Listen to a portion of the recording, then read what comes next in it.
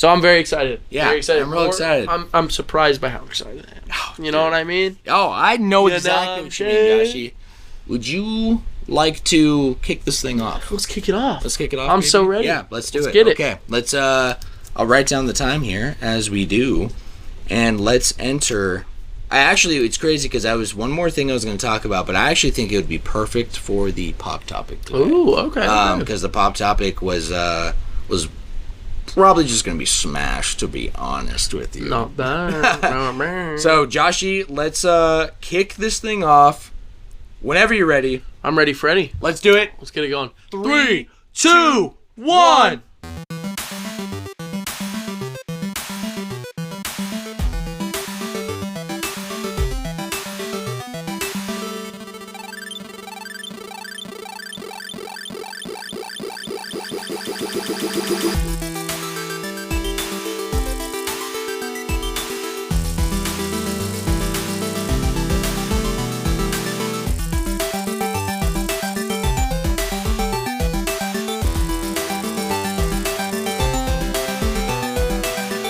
What is good, my friends? Welcome back to episode 44 of the Flash Bros podcast. Welcome, everybody. Welcome, everybody, one and all. This is the prelude and intro to season 3, episode 44 of the Flash Bros podcast. We just wrapped up pregame. Nice. Yeah, we did. It was a fantastic pregame. I agree. I love every pregame. Me you too. know what? I can't say that I'm not a fan of any of them.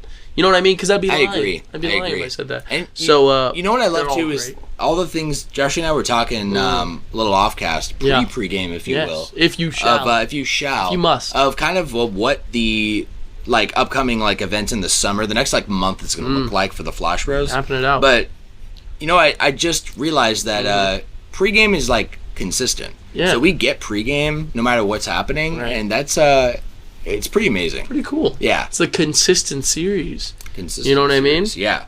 So, guys, if you are very curious what we're talking about, yes, it is probably Josh and I's favorite part of the show.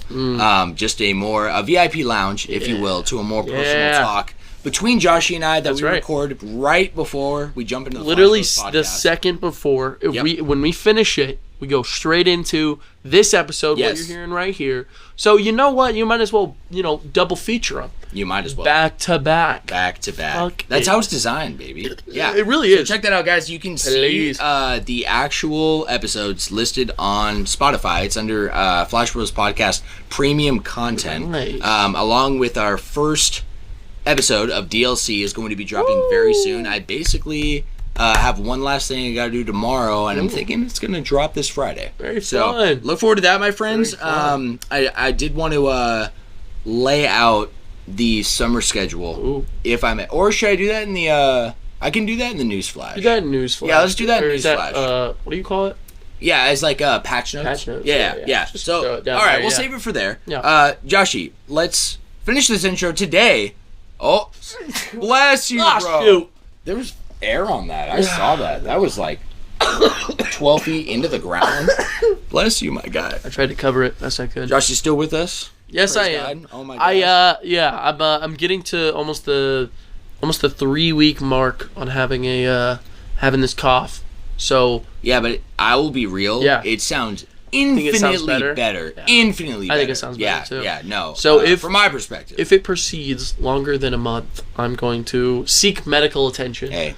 But as of now, so far, as of now, feel good. I'm feeling all right. Yeah. Right. I feel like it's gotten better too. So if that wasn't the case, I'd probably be freaking out. No, for sure. Especially because you weren't feeling so hot at the beginning. You were I was not. even thinking about going to the doctor immediately. Yeah, absolutely. Yeah. So I'm glad you're good and stuck it out. Me too. I did want to mention today is Tuesday, June 25th. It is. We're almost wrapped with June. Yes, it is. We got a lot happening in July, which is part of the patch notes. Oh yeah. My name is Sam. Sammy. I'll be taking command as the captain on today's voyage on the cruise line today. That's right. With our fleet of ships. The Flash Bros fleet, baby. Perfectly painted. Yes. That visual during Speaking of painting today. Visuals. Yes, exactly. And joining me, speaking of Joshi. Who? Best friend, roommate, co-host. Name him off. The Star Warrior himself. Who, me? Joshi. That's right, baby. My first mate. What's up, everybody? How we doing, bro? How we doing? We're chilling, man. Yeah. I want to know how everyone else is doing, though. Well, before before we get they get their input in. I'll tell you what, Joshi, we're going right into a pop topic, my man. And today's pop topic was something I was thinking about bringing up on pregame, but I felt like it would actually be more appropriate with a video game kind of skin, if you will. Okay. Yeah. Which is, I have something to report, and then I have a question. Okay. So the report is that what I'm actually doing tomorrow, full disclosure. On DLC, is Johnny and I did end up recording the first half of DLC on Friday. That is, I have the whole layout. I'm not going to reveal the layout until y'all gotta see and check out DLC, guys. It's really hype. It's been cooking for a minute, but there basically is 3 sections. Okay, 3 segments to DLC. We have the welcome, which to be honest, if you guys got any input on what I should name welcome, because every name has to be specific, and DLC is very themed around a video game. Okay, it's in the name. It is, but DLC. DLC need exactly. Yeah, I am working on what exactly the acronym is going to stand for. To be honest, because I want it to be creative. And also, it's got 3 segments. I have the name for the main segment, which is Deep Dive. I have the name for the last segment, which is Boss Run. There you go. And the welcome segment at the beginning, similar to Rendezvous, not fully. And I'm trying to just work on a welcome name. So, welcome. If you got any ideas, Joshi, if you guys got any ideas out there, let us know. You call it home screen startup. Like startup screen? Startup screen. I like home screen. Home screen. So you can literally say, we're chilling here on the home screen. On the home screen. Welcome in everybody. I like that. I like that a lot. All right, I'm writing that down. If you guys got any other ideas, let us know. Yes, sir. So Johnny and I wrapped an excellent welcome screen. Right? Home screen. Home screen, which was about an hour and a half. And we paused it to take a break before we're gonna get started on Metal Gear, right? Which was that is the first episode. It is wrapping up Metal Gear Solid 3 Snake Eater. And it was beautifully done. Johnny and I actually had to split the recording because we came back from break, and he's like, "Oh shit, I didn't look at the time." And this guy's got to get up really early in the morning. He's got a lot of obligations, and he is house sitting right now. Speaking of house sitting, he's house sitting Lene's dog because she's in Michigan right now. Everybody's Lene, love lady. Yeah, it's summer, baby. Everyone's on vacation. Totally correct. So, the sad news and the theme of today's pop topic, Joshi, is I lost the original recording. That's right. We wrapped up the last bit of recording, the meat of the podcast yesterday, which is about another hour and a half, 2 hours. It might even be 3 hours, low key. So does Johnny know about this yet? He does. Yeah, we have a plan. We're wrapping up. We are re-recording.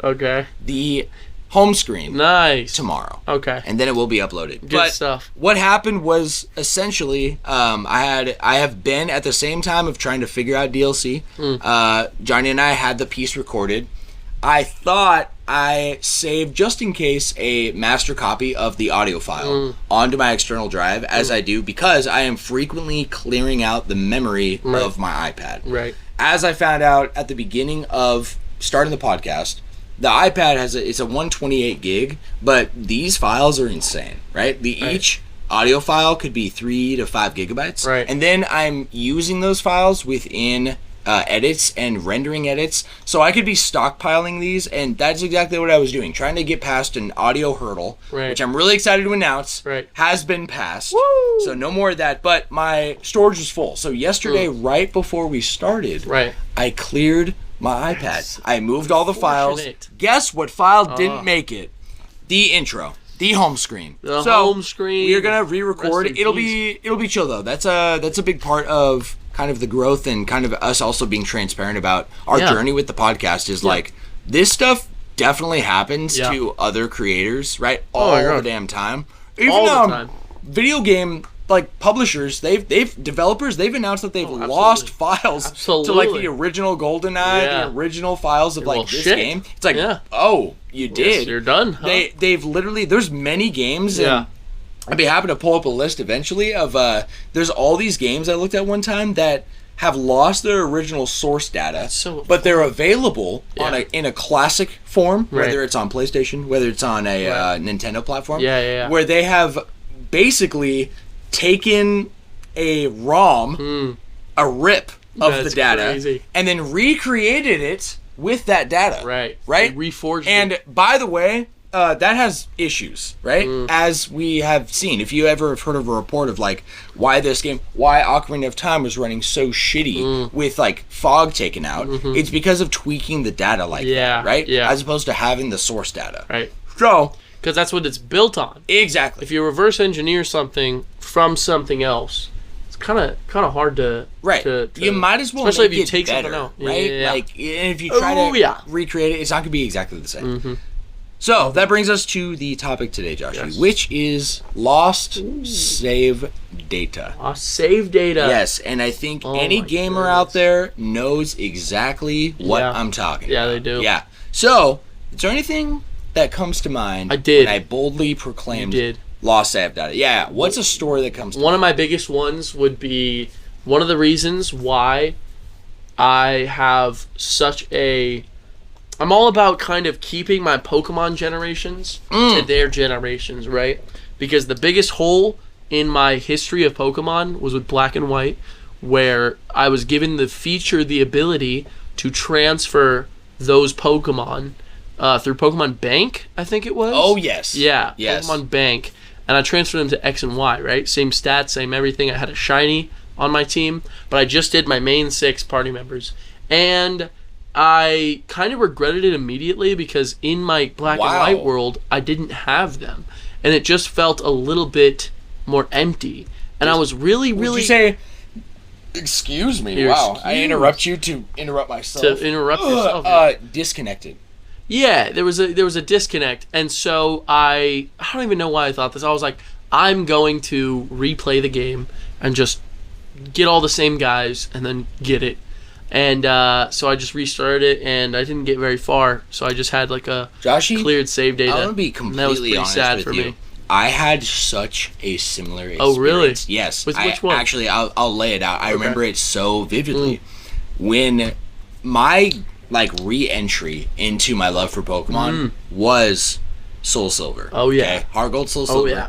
I went ham. Like they had, I heard about it. Yeah. Went into Walmart. Right. They had it. Right. And they had the edition with the Pokewalker. Right? So tough. And even just holding the box, I was definitely a game collector at this point, but I would say I wasn't back into Nintendo as much as I am now. Still very much a PlayStation and Xbox guy. Right.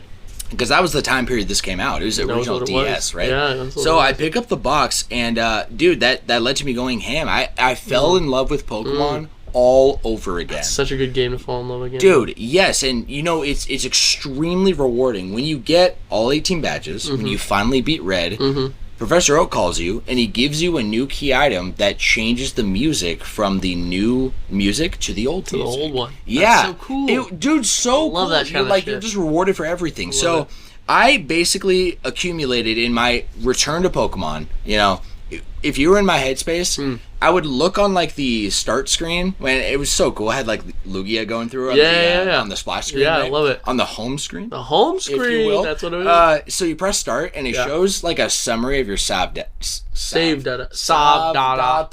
Yeah, you know what I'm talking about. Every Pokemon game does this. So it shows your badges, shows your playtime, shows how many Pokemon you have. Dude, I looked at this file every time I started up, and it just gave me such a glee feeling, right? So I had almost 200 hours in Pokemon, which was, to me, that was crazy because I thought I had grown out of Pokemon. Right. To be honest, but you were back on that bad boy. I was, and then they basically technology was starting to advance. So I put down the game for a minute. Okay, so I don't know if it was like that with you with Black and White, where you it was fresh. Or if it was old, but it sounds like it has to be old because it was old at the time because I was playing X and Y. That's right. That's right. Yeah. So I'm doing this then at the same time as you. Yeah. So they announced the Pokemon Bank. Okay.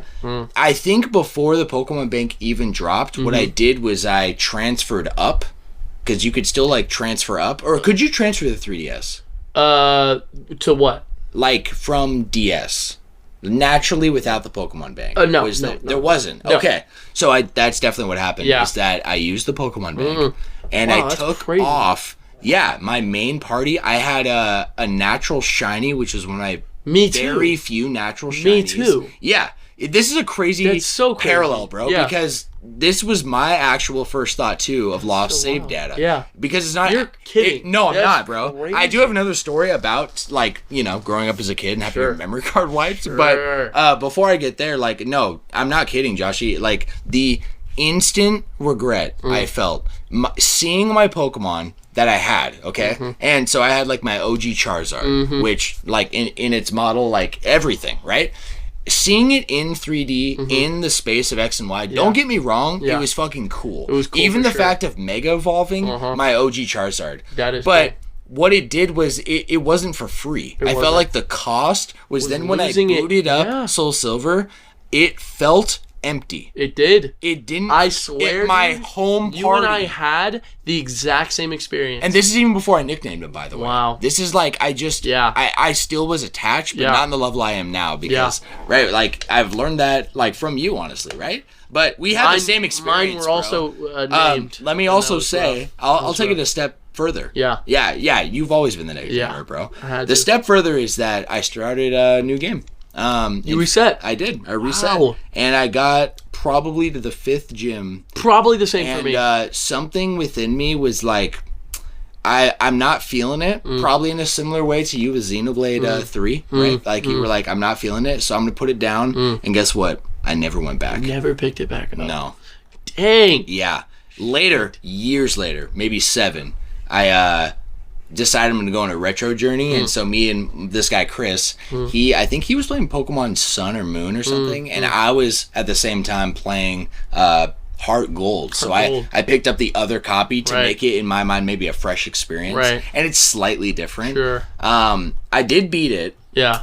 But after I beat Red, dude, it was not the same feeling ever again. Yeah. It was like, I miss my Soul Silver Pokemon. I literally feel the exact same way. And you know what is I guess kind of a blessing in disguise is that I can't find those games anymore. I don't know where they could be. Yeah. I used to just keep them all. I genuinely, like, when I brought the box out, where I thought they were at, they weren't there. Really? And and Diamond and Black, I don't know where they went. So I haven't been able to revisit either of them. But even if I did lose those two, I do have my original party on X and Y, which still works on my 3DS. So kind of a blessing in disguise, but at the same time, it took me out, and it might be the reason I lost them or lost track of those games was because I didn't feel the need to keep that game around because I deleted everything off of it. That's one I feel. Yeah. That's definitely for sure. That's the biggest I've ever felt because that's crazy. Pokemon's so close to my heart too. Yeah. Those Pokemon to this day, I remember every single one of their names. They were in my Tomodachi Life world. Yeah. You know? So man, I cannot wait to get into that, my friends, because we're going to be going all into Tomodachi Life today. That's right. But that's right. I have a second story for you, Josh. Yes. The second story. I have a second if you have a second. Oh, too. For sure. You start. You want to? Yeah. Okay, well, another one was my biggest, which was, or probably one of my biggest, which was when my Switch got stolen. Oh, man. Yeah, that was right when online... Breath of the Wild was the biggest one that I lost. There were a couple other big ones, but I had 6 games, I think, saved to the brand new Cloud, streaming just dropped, not kidding, probably 3 days before. Oh, so I had Odyssey saved. I'm pretty sure it was Odyssey, and then a couple others like I think my Minecraft saved, and then my Stardew Valley saved, and it was like one of 6. Some of them were games I just didn't even touch either. Like Goner, I think was one of them. Goner? You remember Goner? No. You ever played that? No. It was like that little 2D pixel art game. You have like a little gun and you run around. No, I've never. It's got like the skull guy on the front. It was early on in the Switch, I'd say. Just a game I never touched ever, but hey, that was saved. Biggest thing was Breath of the Wild. I beat the whole game. I had a bunch of post-game stuff done, and I lost all of it. Man. And that was tough at first, obviously, because I had to get an entire another system, and that's sweet. That's another level of lost data. And I was also in high school. I was working a job, but I was working at Cafe Zupas. You know, that's a whole new system being lost. That's like why I said pay. Exactly. Yeah. So I lost all my Miis. I lost all the stuff I'd been working on. Yeah. Most of the stuff I'd been working on, and one of the biggest was Breath of the Wild. But it was kind of a blessing in disguise. I'm glad that I can say I've beaten Breath of the Wild twice, because I really had 2 different playthroughs. And I say this to anybody: if you're not a fan of open worlds, I tell everyone, if you see a path in Breath of the Wild, follow it. Get on your horse and follow it.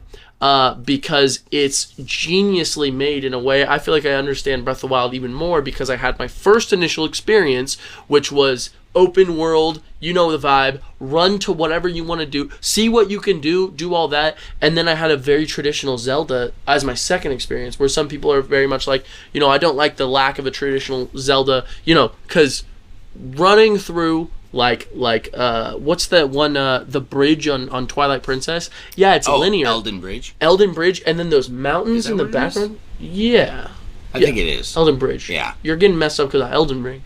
Yeah, but, you know, those mountains with the sunset in the background and the way it's all shaped, so the camera will see it. Bridge of Elden. Yeah. Like, wait, it's like something's weird about it. Yeah, Bridge of Elden. Yes. Yeah, you're so right. It's so beautifully set. And a lot of the things people have said is like, well, the new Zelda doesn't look like Zelda. And it's because they tailor-made every path to look like a Zelda game. It's cohesive. Yes, the backgrounds look cinematic. There's things you can't tell me those dragons are not sick. Oh, absolutely. And those, when I first started, it was Death Mountain. Death Mountain, instead of it looking like the side of a mountain, it was like you went through this cave system for a little bit, and then you see like the statues of everyone like in the background, the distance. Yes, not to mention the freaking lizard on the side of the mountain, which gave me the heebie-jeebies at first. Yes, because it's just walking like a lizard, and it's huge. It's massive. You can't miss it.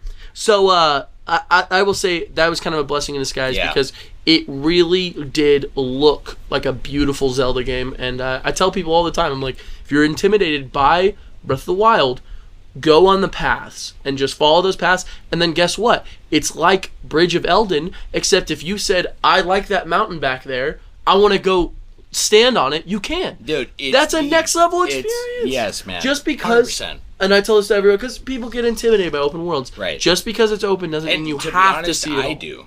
Yeah. Or I did. Totally. Yeah, that was like the first. I proclaimed that Breath of the Wild was the first open world game I ever loved. Really loved. Truly loved. Yeah. Yeah. Yeah. All right. Well, mine is not actually a single player that's come to my mind, and that has happened. Don't get me wrong, but what I got for you is something that is very relatable, I would say, and that is that when I was probably 10, okay, maybe 11, okay, so we're in the scene of Inside Out. That's right. Emotions running wild.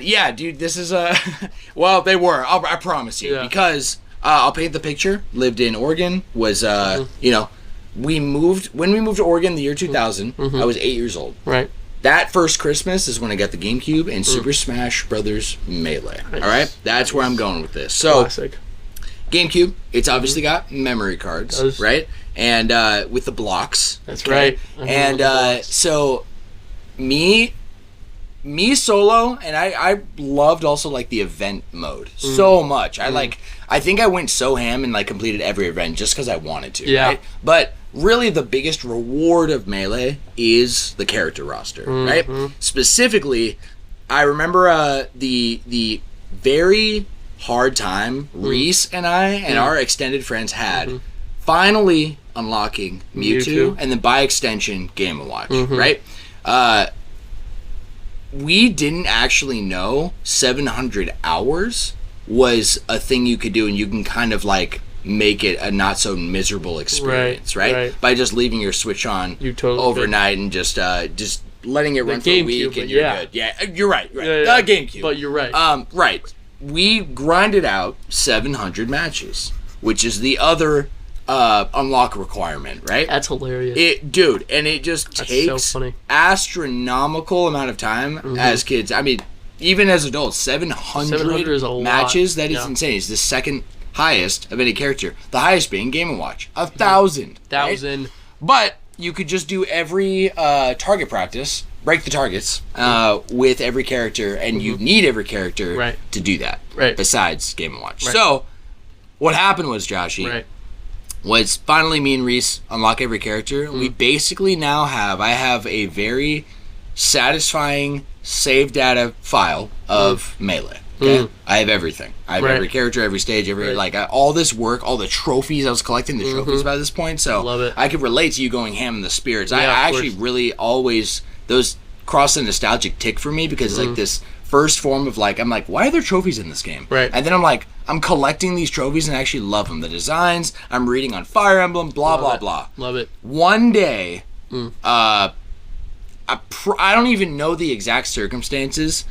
One of my buddies rips out the memory card as it's saving. Okay? And I truly don't remember the circumstances. I do remember that it was an accident in the moment. And I remember, immediately thinking, oh no, is the save data corrupt? Because also, by the way, this is where my love for Nintendo really just unfolded in my childhood. This has Super Mario Sunshine. This has Metroid Prime. This has all these games. This has Wind Waker. This has Twilight Princess. This has all of these games that are still hold such value for me. Right? Absolutely. And that memory card was wiped. Fully, it was, and I even didn't want to take a risk once again with this card. I bought a new card. So just in case the memory card was fucked because the loss was so heavy. But the one game, in my mind, I was almost like, oh, great. Well, I can replay all these games. I can replay 1,000 Year Door, right? Another game on that in that era. Of course. But Smash, Mewtwo, no, it was that's a horrible loss. Defeating. That's a horrible loss. Oh my gosh! Could you imagine if your Switch data was wiped for Ultimate? Well, that might be kind of fun. I know I say that now, but I love those spirits so much. I am on a grind to collect every single one 3 times now.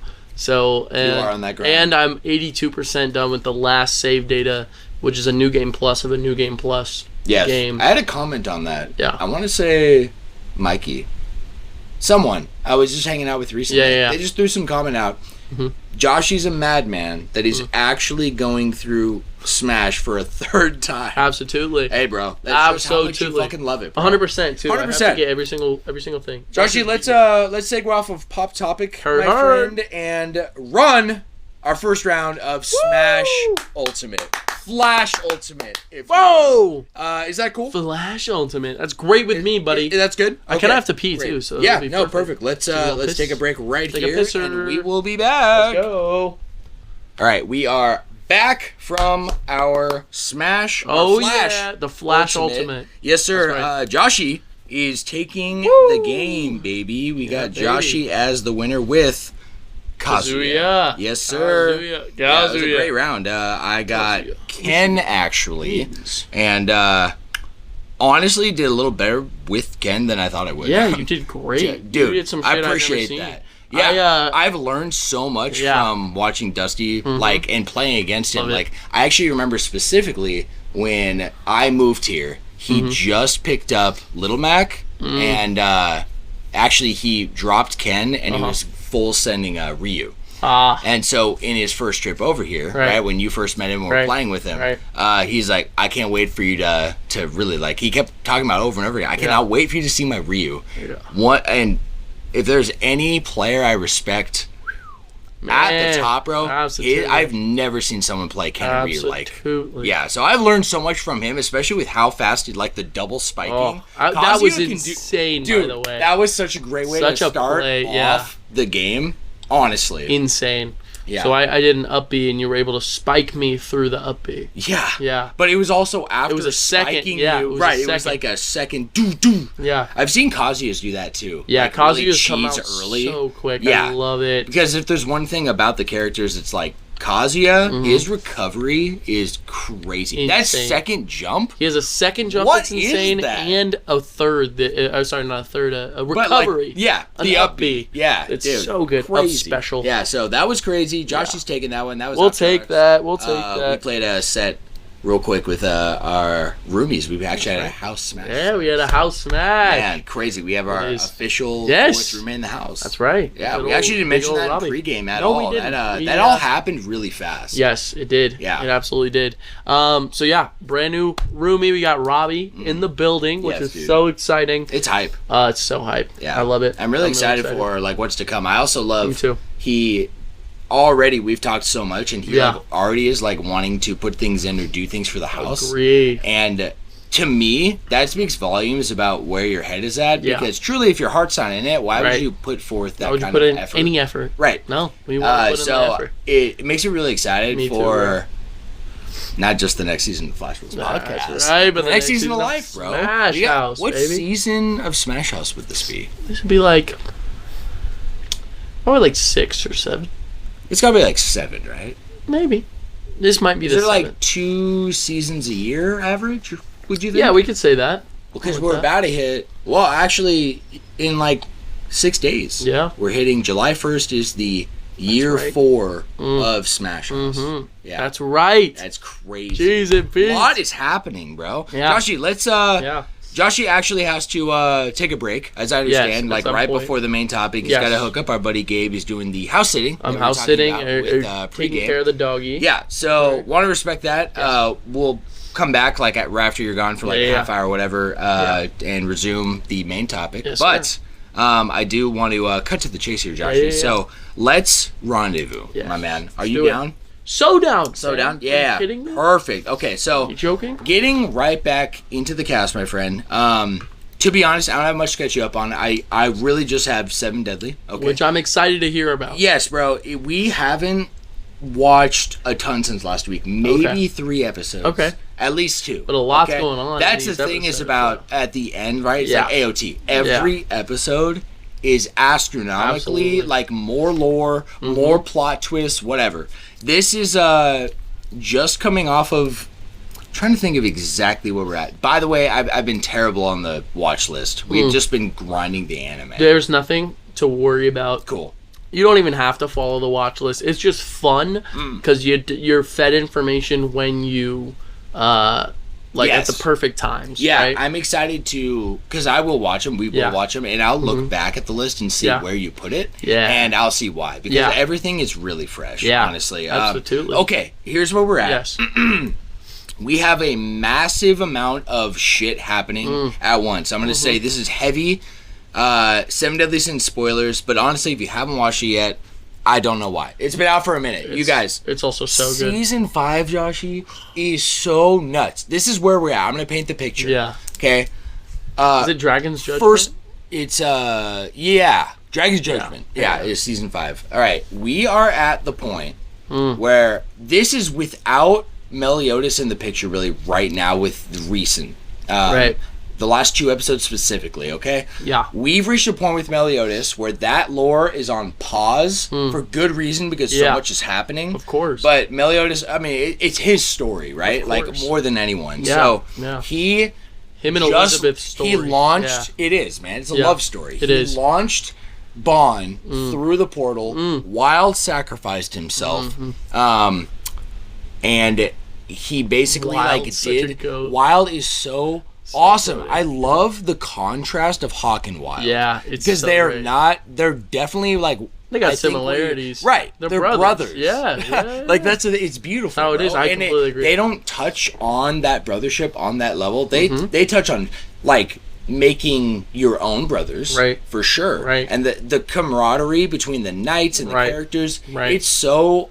Bon and Meliodas. They're Bon and Meliodas. Dude, the definition of transcended brotherhood, bro. Absolutely. Like, even how Bon didn't even hesitate, even if his immortality somehow couldn't do anything for him. Yeah. I mean, dude, they were fighting the Demon King for 60 years. 60 years. What the actual And fuck? also, Bon, he's not null to pain. He's just immortal. Exactly. So he adapted to the freezing and the burning.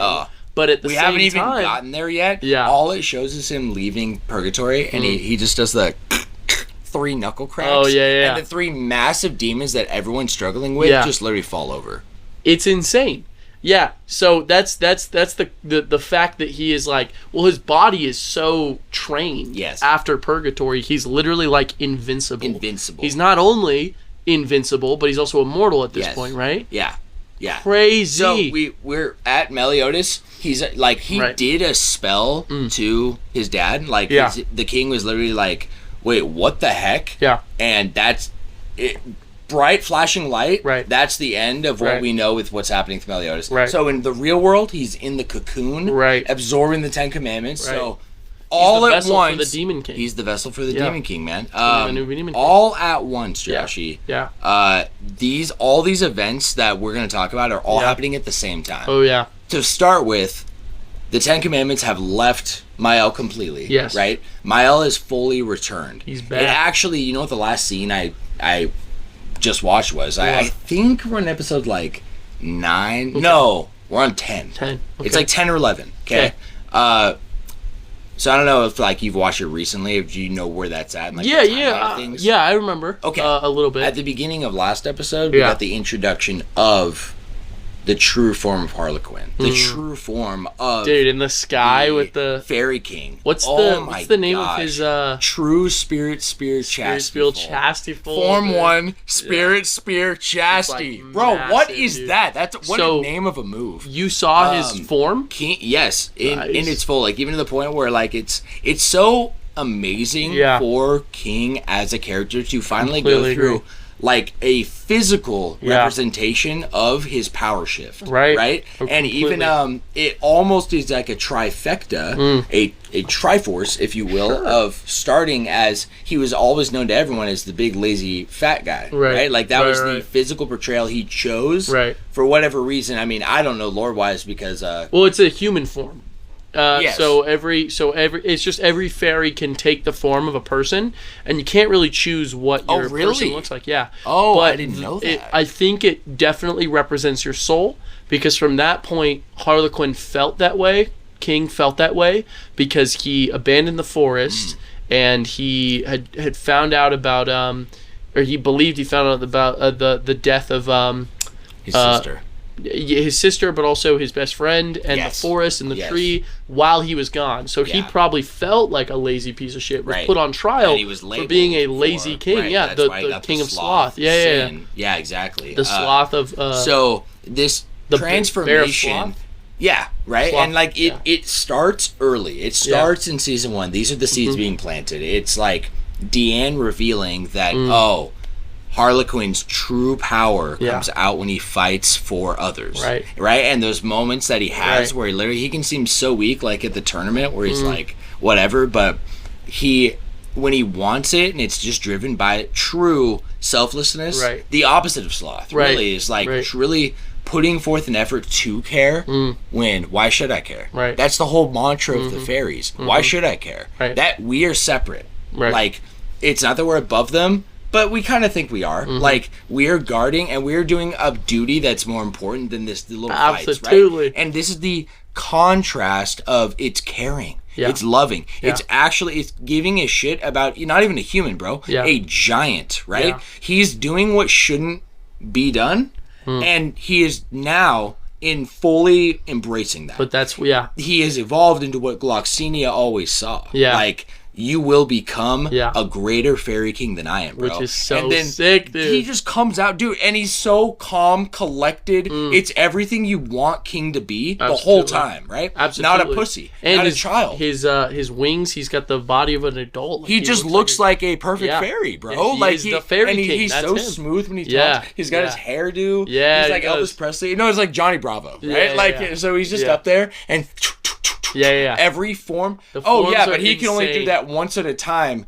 Does 3 at a time right off the bat. Is doing a whole conform like an intro scene to another enemy I'm going to bring up, which is now the combination of Chandler and Cusack to create demon. The original demon, bro. And the strength, it's literally portrayed as like. Also, it looks so cool. It's so crazy. It's like a what are those? Like called? A minotaur. A minotaur. That's exactly what it looks like. With the mask and the beard, it's so cool looking. It's nuts. And one of the most respectable things I think about another aspect of the duality between demons and goddesses is goddesses are healers, demons self-heal. Right. It's also a portrayal of like supposed to be giving and selfishness, right? Like it's every parallel. It's set up that way, which is so beautiful. It's so incredible. So it's so incredible. You know, in the introduction, Harlequin is literally. They're tens of thousands of miles away, flying as fast as they can. Yeah. Deanne is earth surfing. They're trying to rejoin and prevent this from going out because the only people who've been on site have been Merlin and Escanor, right? Yeah. And Ludociel. And so Margaret by extension, because then Gilthunder. And Gilthunder's there, isn't he? Hendrickson. Yeah, so Hendrickson and Gilthunder. Dude. Bless you, my man. Excuse me. So, yeah. I also want to say that's such a cool lineup when they're like posted up against each other, and it's like Zeldris, Chandler and Kuzak, and then who's the other one there? Wait, Zeldris? Yeah, Zeldris is there. No. In the thing? No, it's Margaret as Ludociel. Yes, Ludociel. Right? We have Hendrickson. Right. We have Hendrickson and Gilthunder together as really the only and Merlin and humans. And right? They're holy knights. Yeah, and then we have Merlin and Escanor. And then we have Kuzak. Oh, it is Zeldris. I was thinking of a different character entirely. Oh, when I said I was Zeldris? Thinking of Hendrickson's. No, because you saw Zeldris. Dreyfus. Yes. Zeldris is. I just got the names confused. Vortex. Yeah, dude. Omega Vortex, right? It's called something. Is it not Omega Vortex? It's not Omega Vortex. It's like it's a better version of what Hendrickson used in season 1 in the last episode. Yeah, that OP-ass darkness ability. It touches you, you die. But this one's way more powerful because he has the power of the Demon King. The Demon King. It repels anything. It's literally broken. It's busted. Ominous. Yeah. Void. Also, you saw Holy Ominous Spear Void Escanor? or Ominous Wind, right? Holy Spear Escanor. Yeah. Yes. When the only thing pokes with his finger. Another duality. Yeah. Holy Sword Escanor stops Meliodas. Right. His twin brother Zeldris. He has to use a different move. Holy Spear Escanor. And then there's even a comment like I think Hawk. Did you just make that shit up? Yeah. Right. And that kind of goes in with the duality of Escanor's character. He's so proud. He just makes shit up. Is the most proud man ever. Yeah. Right? I wanted to say, just touching on another character that I felt really went off at this part in the story, which was I love Gother and everything he's going through, taking the responsibility of his father of the same name, right? And taking that onto himself and kind of taking the guilt and kind of wanting to fix what his father did because, it ended the Holy War, but it ruined Miles' life. You know, it really did. It ruined everything he did. He did. And it's just an evolution of Gother as a character, finding out he had a heart and finding out that he can care for others. And instead of using his ability, like in season 3, to manipulate others and kind of just like poke around because he saw himself as an empty person, he's using it to further help someone that he feels he has the responsibility to fix. And I love it. I genuinely think it's so true. I really felt like in that part, I felt like the characters that shined were Gother and King. I really love everything King is going through. Absolutely. And it is because of Gother, which, by the way, let's not even take lightly that what happened was Gother truly, I mean, this going deeper into Gother for a second is like he... in the understanding that he's had a heart the whole time, it's also understanding. It's very relatable, really, that there's parts of you that you think you don't have or you don't know, but you have just suppressed them. You've gotten rid of them. You believe yourself to not be. Yes, dude, you just believe it. So you believe it. The root of his suppression, it got to it, right? Because a spell was used on him to keep him under lock mentally. He had to get past this barrier to free Mael. It's a mental block. It's a mental block, and the mental block was that woman.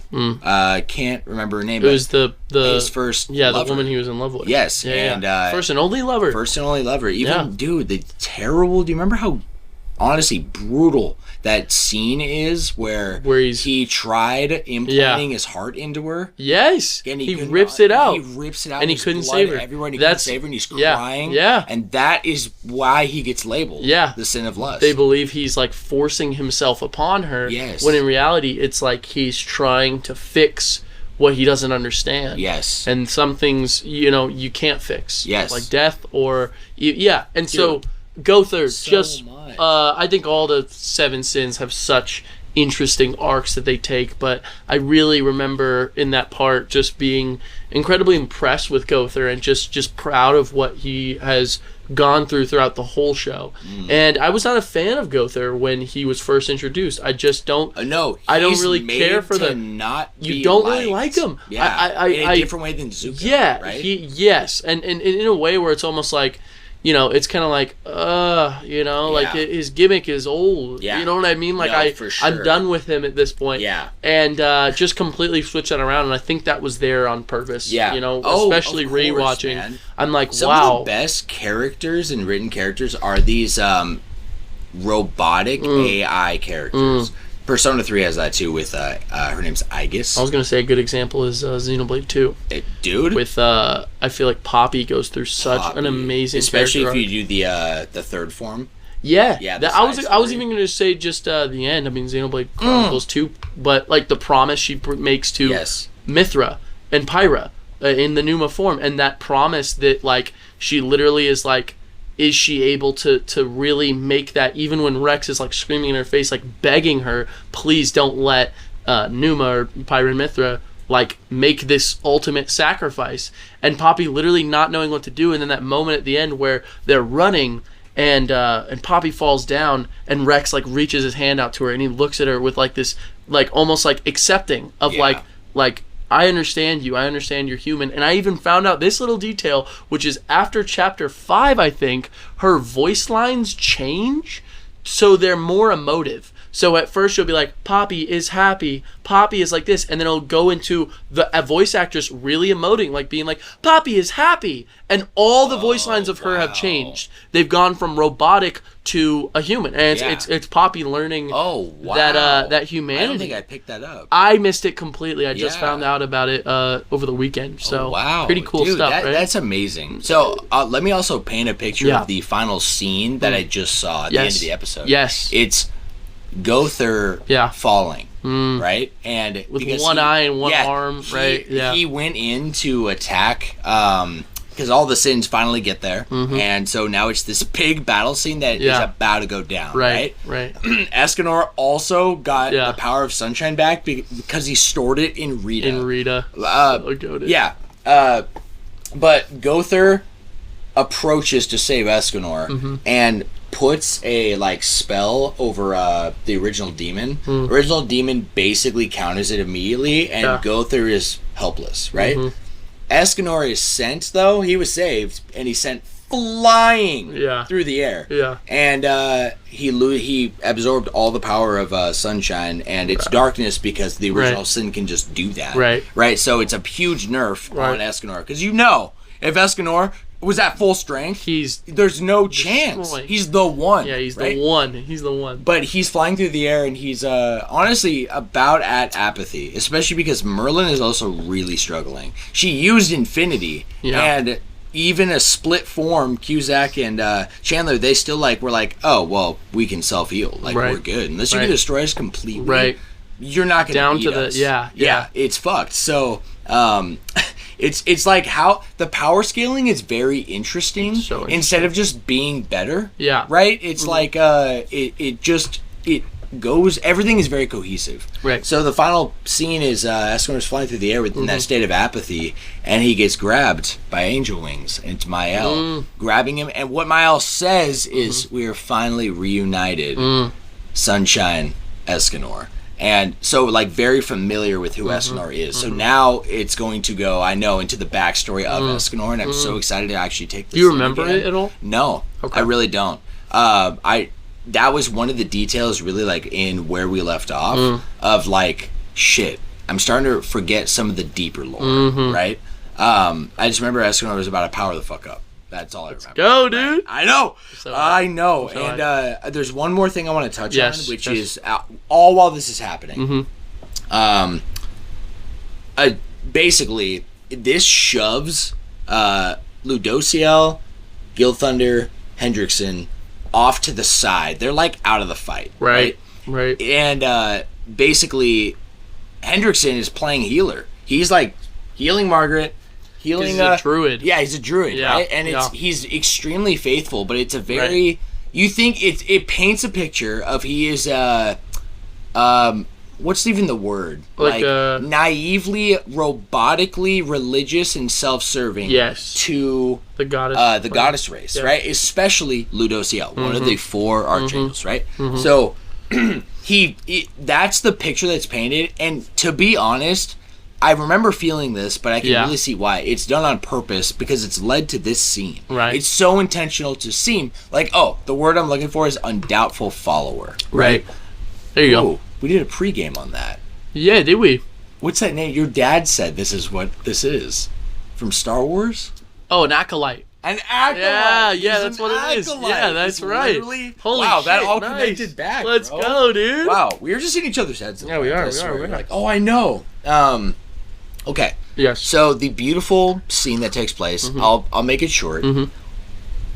Hendrickson is healing, and basically Ludociel says something like, what are you doing? I need you to heal like my wounds, you know? And Gilthunder makes a comment like, dude, Margaret is on her last leg. And Margaret is also starting to reject a little bit. And he's going through the memory shit so heavy because now he's got his memories back from the spell being broken. So Ludociel's kind of a wreck right now. Right. And he says, like he remembers who Mael is. Yes, it's all rushing back. He's broken. He's like, nobody understands. And that's kind of... This is beautiful because Ludociel's character, we're finally, after the origin of Ludociel, we are now going to see some of who he is. Not much, but what we see is he acts alone and in self-righteousness because he believes that is his way. That he's the only one who can see it. Right. Even if it's fucked up, I'm willing to do the fucked up shit because no one else will. Right? And truly, he feels alone. Right? And... it goes to he's begging for help from Hendrickson. Hendrickson puts his hand on, and Gilthunder's begging him not to. Yeah. And he uses Purge and shoves the actual physical Ludociel out of Margaret. Yeah. Immediately turns around, Gilthunder, get her out of here. Yeah. This is my purpose. So goated. Huge plot twist, bro. Seriously. And then Hendrickson turns around and is like, no. Don't get me wrong. Ludociel's pissed. He's like, I'm not going to last. He's like, no. Take my body. I'm ready, right? I had... What you were doing to Gilthunder and Margaret was fucked, you know? Right. And so he's like, but use me, right? I'm not your enemy. I promise. Like, I'm here. Use me. And, dude, Ludociel walks up to him and puts his hand on and, like, just says some line of... I wish I remembered the quote. Do you know the scene I'm talking about? I do know the scene, but I don't remember the quote. He says something along the lines of like, he heals him, and there's a chant they say sometimes. Elizabeth does it too. Something like, be vigorous. That's what it is. Be vigorous. So he thinks he's going to possess him, and it's a duality shift completely from Purge, right? And he puts his hand on his shoulder and says, be vigorous, heals Hendrickson completely, right? And walks away. And Hendrickson's like, why did you do that? Right. And he's like, no, don't take it as I'm doing anything for you humans. Right. But he reveals that he's alone. And that, it's like, why would he was taken back by the act of what just happened. Right. To a human, and he doesn't like that, so he's struggling, and then Hendrickson says like, well, I want you to know that it's made me love you more and my worship for you more because you've just shown me a human side of you. Crazy, dude. It is so good. good. Bro. Yeah, I love everything they do with Luduciel. It's so interesting. It's very interesting. Yeah, and it again goes down to the theme. They're really, no matter how much you don't like a character. Yeah. Truly, there is some deeper reasoning you don't know yet. Right. Right. Completely agree. Truly, completely agree. Joshie, let's shift out of Rendezvous. Let's get this going. Are you down? Yeah. Am I not? Timeline. Am I not talking about Xenoblade? Oh my gosh. You silly Billy. I'm so silly. I just took over with 7. No, that's perfect. I kind of want to leave somewhat soon, to be honest. Maybe we should do it after the. We can do the multi-tap. You want to do that? Yeah, and just like wrap with the sponsors and then. Sure. Yeah. And then I'll probably let's do it. Cool. Let's do it. Because we were gonna offcast. We're talking. We were just gonna do right before the main topic. Oh, bless you, boy. Bro. Thank you. I think this would be perfect. Yeah. So okay. Yeah. Let's dive into Xenoblade Chronicles X. Do you want to, or? Yeah, I guess I could. Whatever you want to say. Yeah. Just more catch up next week. To be that honest. is also true. Yeah.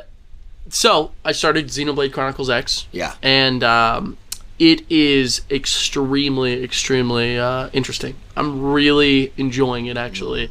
A little wonky, to be honest with you. Yeah. The Wii U gamepad and the map is a little strange at first, but it kind of reminds me of Xenoblade when you sit down and you look at the arts in front of you and you're like, this is a little weird, right? And then you get into it and you really see what's going on. It really is just like the work of Takahashi. It's very clear because the Wii U gamepad is this strange map, if you remember it. Those really. hexagonal pieces to each part of the map. Yeah. You can set up like drills in there to mine like minerals, or you can like there's special bosses in each, like they're like hexagons, right? Okay. Very strange. And so far, the side quests take a ridiculous amount of time. The fetch quests are just very hard. If you're mining minerals, it's 15 minutes for revenue and 30 minutes for materials. 30 minutes, which is a lot of time. I played serious? The other day, I think it was yesterday, I played as much as I could, and I didn't even complete one side quest. I was working on it all day because one part of it was just going and trying to collect the collection points, and then the other part was like, it was an affinity side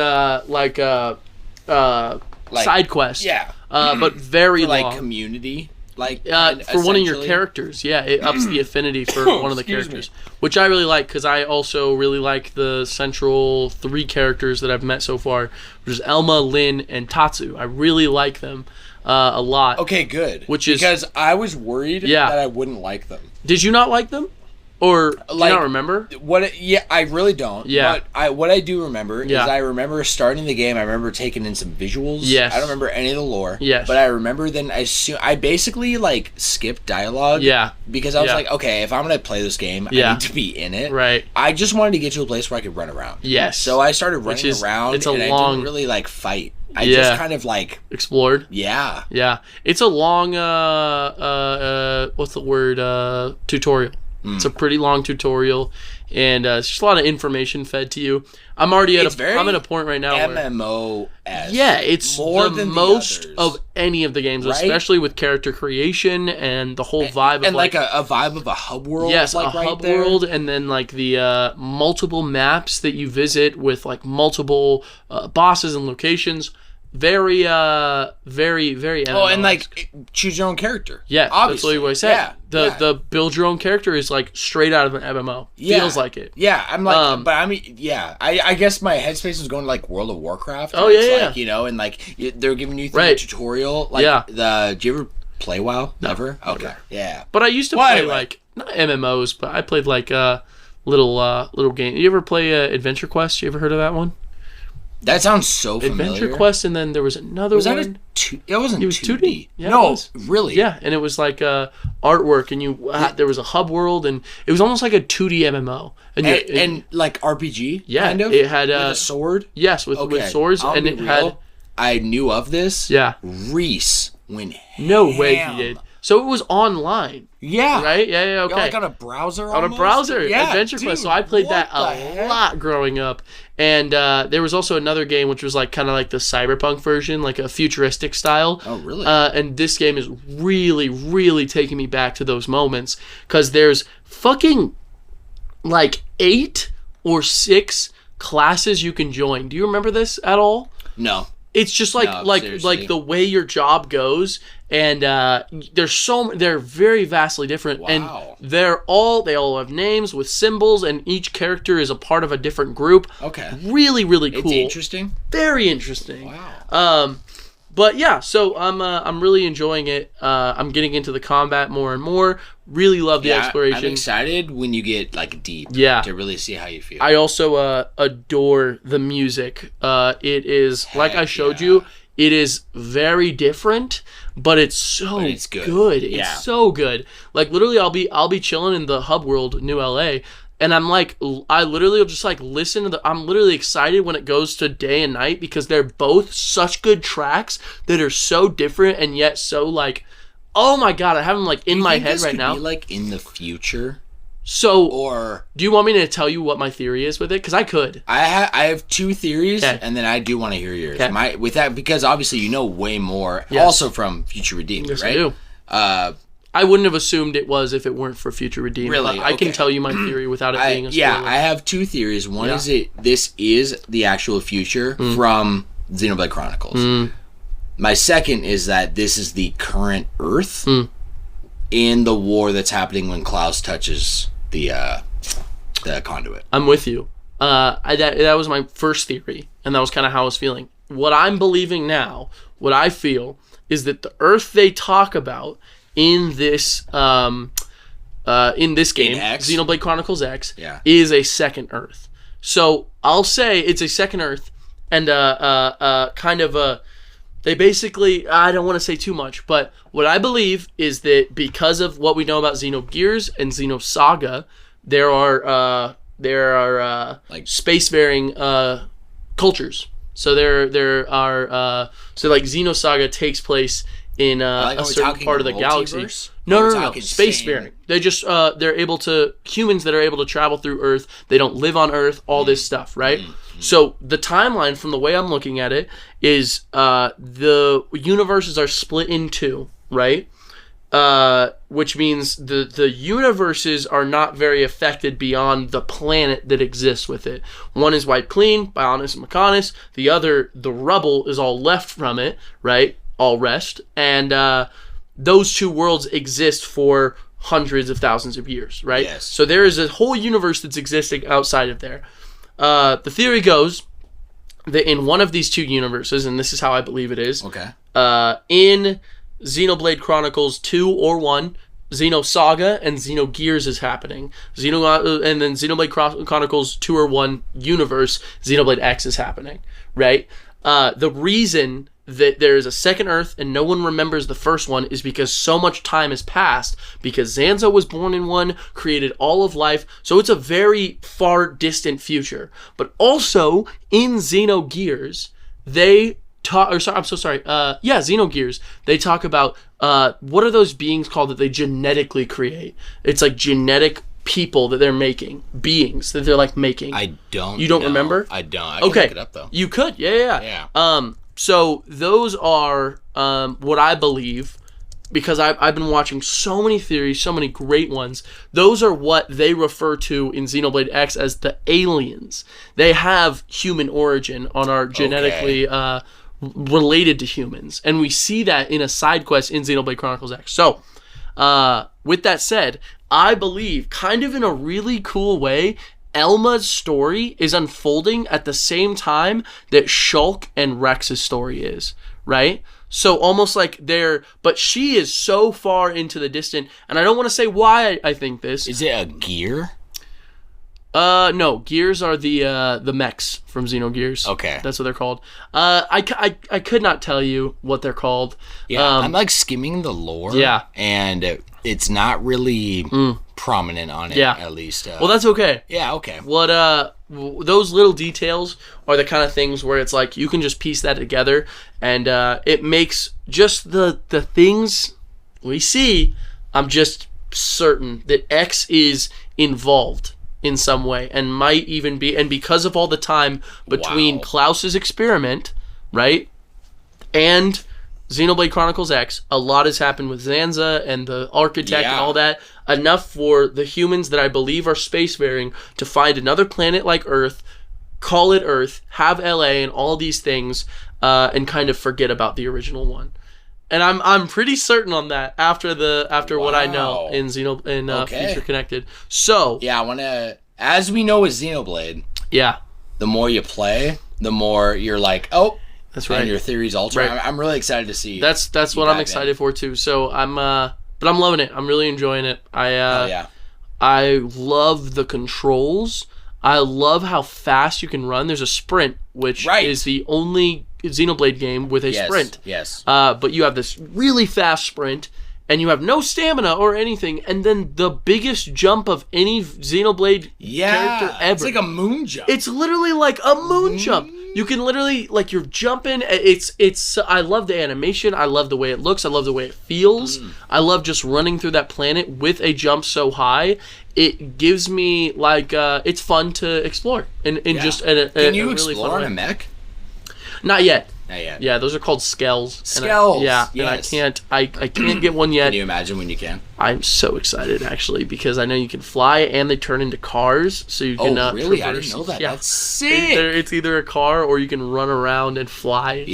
So you know what's crazy? Because I don't think, can't wait for that. Knowing you would play a game like this or be really as excited to play it without if the core of Chronicles didn't exist. Absolutely. If this game just came out randomly and it was called Xenoblade Chronicles X, I just don't know if it would grab you. I don't think it would. Because of how MMO it feels. It's very MMO, and at this point in time, I don't really want to waste my time on just like random titles. You know what I mean? Yes. Just because time is valuable. It is. You know what I mean? It's very precious. It's very precious, and so no, I don't think I would be. I really don't think I would, but there is just such a fun in playing it, thinking about where it takes place in the universe.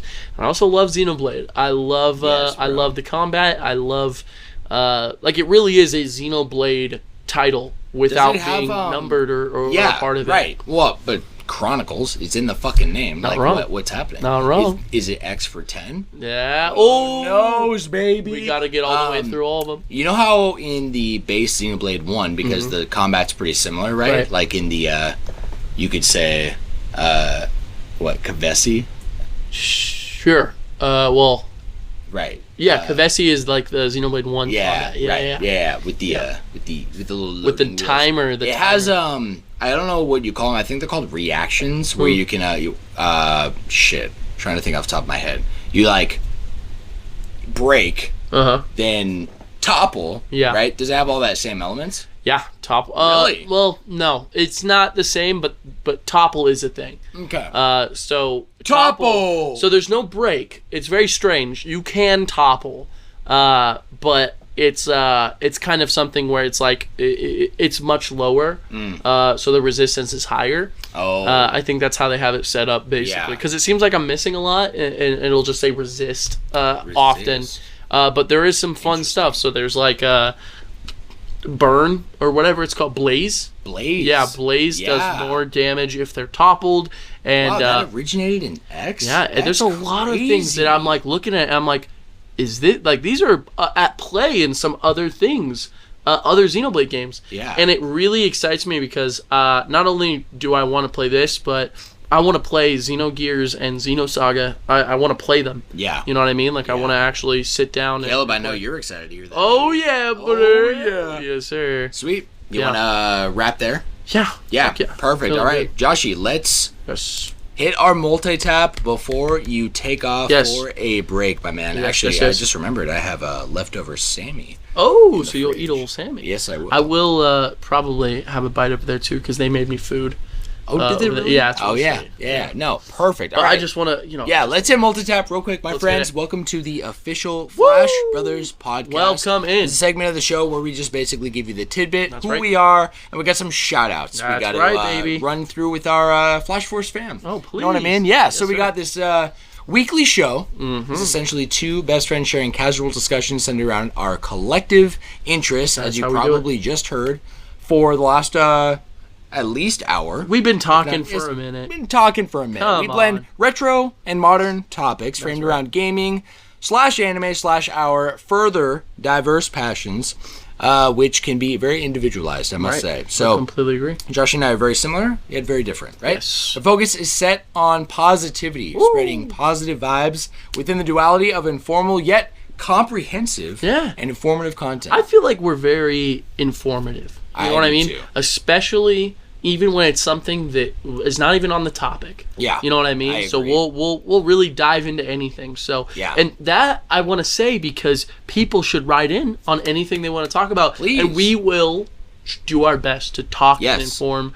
And usually we try to look things up too. We don't usually try to just like say numbers or like say I think this is this. We say that all the time, but then we're like, I think I'll look it up. Yeah, and you know what? Fact check us, right? If Please. We don't fact check you know something better. I love fact checks. We would love to know, right? Please. Again, like we won't take it as a way of criticism. I never do. I never do either. Truly, it's like we're all growing together, right? Absolutely. This is a family thing. Right? Yeah, and also you'll never know everything. Yeah.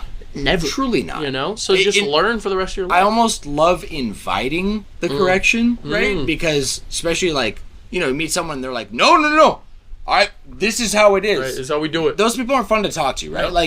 No, there's not a conversation there because you're not like opening your mind to learning more. Absolutely. Right? Yeah. Absolutely. So I love that vibe here. Joshi, thanks for bringing that in with the write-ins. Of course. So if y'all are wondering how to write in, flashbrospodcast@gmail.com or check out our Patreon page. That's where we run everything for the podcast. I'm currently working on revamping the updates, and I'm going to pan that out more consistently. There you go. At the very least, you can see what we're all about. You can sign up to become a gold tier sponsor. That's right, baby. And speaking of gold tier sponsors, Joshi, let's run down the list. Yes. We have Mama Annie. The list of Mama Annie. Mama Annie, followed by Donald Duck. Oh, Big Donald D. Big Donald D. Still want to know who he is, but you know what? I know. At this point, actually, I'm just convinced he's Donald Duck. Yeah. That's it. I think we will just be very patient. Yeah. And when the day finally comes. We absolutely will. And he reaches out, we will make a big deal. Ooh, maybe huge. an episode. Fuck it. Depending on how long it's If he does reach out, I am so down to make an entire episode about it. Yeah, bro. Themed around Donald Duck. We have so much to talk about. Fuck yeah. You know what I mean? Yeah, we got content. Queen Kendi. My lovely woman. She's at work right now. Yes, she is. Yes, she is. And Sweet Adrel. A member of the Flash Force. Yes. Followed by Johnny Bravo. Johnny Bravo. John Raul the Fourth. Yes, John Raul the Fourth, man. That's who I referenced. I think it was in the main podcast. When? Might have been in pregame, but we were wrapping up DLC. Yeah. So my first episode of DLC will be featuring Johnny Bravo, and stay tuned for that. You know his family with Johnny Bravo. Ooh. By blood. Lene Lovelady. You already know, baby. Big shout out. You know what's so funny? Yeah. There's a new Superman movie coming out in a couple years, directed by the guy who did Guardians of the Galaxy, James Gunn. Really? Yeah, so I'm really excited about that. Shit. But we just got our first set photos, but that reminds me, his name, you know his alter ego? No. Clark Kent. Oh, yes. Come on. Of course, you knew that. bro. Clark Of course Kent. I did. Lene Lovelady. Just Lovelady. more evidence. Hey. A little bit of fun news. I see. Yeah. You know what we're doing. You're a smart you know guy. what we're doing. Yeah. You know Lene, what she's on vacation right now. Hope you're having a great time, Lene. Or is she fighting crime abroad? Is that what she's doing? That might be what she's doing. I think and to be honest with you, she might miss this episode. She's said, life is kicking her butt right now, time-wise. So, you know what, Lene? If you miss this, I'll amp you up in person that the next episode is exactly for you. And so look forward to I'll say we'll always be here. Yeah, we will. Always, man. Can we also, real quick, Josh, you give us a quick plug. Bless you. To Sweet Adrel. Oh, boy. Yes, I missed that one. Yeah, so he does Twitch streaming, so check him out on Twitch. Twitch.tv. Yeah! Got it, baby. He's Sweet A. Swiss A. He's Swiss A. He's got a bunch of holes in him. He's Sweet A. That's Sweet A-Y-E-E-E. 3 E's. That's Make right, sure baby. to check him out. Yeah, check him out. Huge Yeah, love thanks. for No, him. we glazed over him, bro. That was all there. because the next person is Mikey Sandoval of the Sandoval 7, along with Tayden. Huge shout out. Tayden, shout out to the whole Sandovals. All the Sandovals. All the 7s. Yeah, love them, man. Love them. Because honestly, Mikey is a legend, man. They're very lucky and blessed to have him as their father and leader. You know what I mean? So, number 8 is Daddy Mike. That's right. Speaking of father and leader. Yes, sir. He helped me. How these all link I know, they link perfectly, don't they? He helped me today, brakes. oh my gosh. No, not brakes. Yes. Seatbelt. Yes, Seatbelt. I fixed my radio for the first time since I've had this car. Crazy. I have a charger in there now. So I have a radio, a car charger, and cleaned the whole car. Man. So... seriously, it's like a brand new. It's like a brand new whip. Yeah, dude. I literally want to. I just realized I have work tomorrow, but I have Thursday off, so I'm gonna go vacuum it and get the whole inside clean. Do you have AC? Yeah. Okay. Oh yeah. Good. I would not be driving that. Good. I know it's been so humid. The final shout out is Azrael Azzy Huncho. Azzy, baby. Let's go, baby. Every time I don't know about you, but every time I see anything Spider-Man related, oh my god, I literally think of Azzy, you, and Adrel. Every time. Biggest Spidey fans. Yeah. Blade's a big Spidey fan too. Yeah, absolutely. I don't think I've had an in-depth convo with Blade about Spider-Man, but I always think of you guys. He put me on Spectacular Spider-Man, and I put Azzy. Yeah, I put Azzy on Spectacular Spider-Man. Oh shit! And then the thing about the Spidey community, it's like you guys are just we're a web. Each other up. Yep, sir. You're first, baby. Sir. 2 more, 3 more. Shout out for the Flash Force. We got more Dory. More Dory in town for the next couple of days till Thursday. That's right. So honestly, time is sadly wrapped. I feel like he always is like I just haven't been free ever since he has been traveling abroad. Absolutely. But God respect and love his journey, man. He's doing he's out there crazy being a good pirate. stuff. You know Absolutely. We got Baywatch Brad does all the music for the Flash Bros. Quick shout out. Shadow Buddy is his handle. And Shadow Buddy Music, you can find him on pretty much any audio platform and YouTube.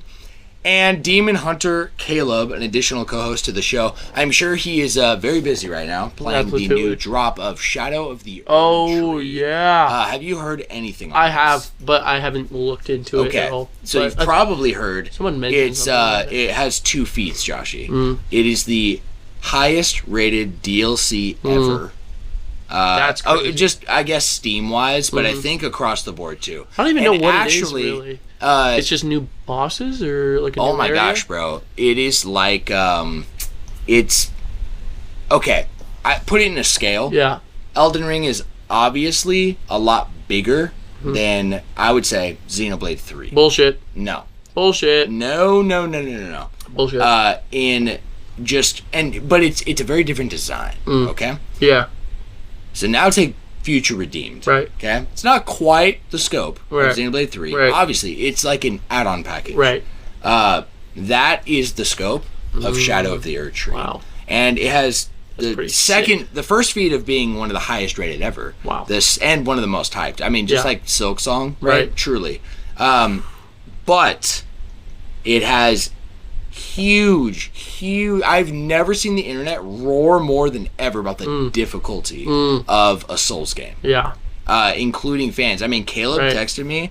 He said something along the lines of he's level 200, which is absurd. He's played so much Elden Ring. That's so tough. And he is now diving in, and he says it is so absurdly hard. Yeah. He's like 1 or 2 hits away from everything. I've seen a couple clips of like undodgeable attacks that are just like, I don't know how you would even deal with that. Yeah. I couldn't even tell you. I don't even know if anyone's beaten it yet. To be honest with it might have not. Yeah. Yeah. So Demon Hunter Caleb, he's on he's on his scope right now, right? He's hunting demons. Oh yeah. And Joshi, that brings us to the end of Multitap. I think we'll save the kickoff. Yes. Into the news flash and the main topic for when you return. And we'll be all in at that point. We don't have to worry about anything. Let's go, baby. Let's hit it. All right, Joshi, we are officially back. Woo! It is 10:36. Yeah, tiny bit of a break. Tiny bit of a break. Yeah, just a little bit of a nap. Actually, Kendall brought home dinner. Yay. I was getting some other work done. Yes. It was actually quite nice. It was nice, and it flew by, right? It did. I went and fed the doggy. So I was over there. Yeah. Got to see the Doge. I also ate as well. At the Doge, if you will. Yeah, I would say so. Some sticky on my... Oh, no. What is that? Oh, yeah. You know when you, like, reach down somewhere and then, like, suddenly it's just... Dude, I pee on your chair. I'm sorry, bro. I should have told you sooner. I'm really sorry about that, man. So you're telling me you peed on my chair and there's something sticky right here, bro? Oh, shit. I thought you touched your chair. Crazy. I mean, yeah, I don't pee on your chair. I mean, Joshi. Never. Okay, here's where we're at. Yes. I got really distracted. I was like working on the audio. Yada yada yada. Yada Joshi, yada we yada are yada yada yada yada. About to kick off. Yes. Our first official segment, my man. Yeah. All right, you ready? I'm ready. Run this down? I'm ready. All right, let's get it done. Introducing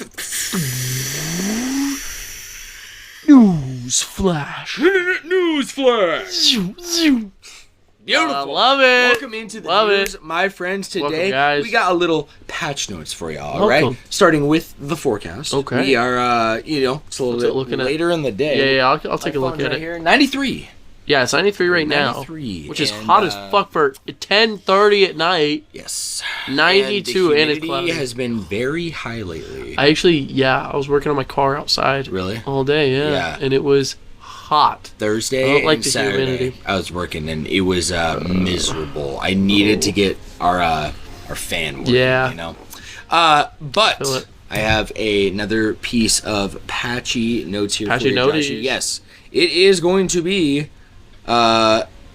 This is what I brought up at the beginning. Yeah, and you said we'll save it for patch notes. So this is the moment where we saved it for patch notes. And this is the schedule, right? You said you had some new stuff, but we did. Yeah, I mean we. Yes. Yeah, you probably. I'm gonna guess. No.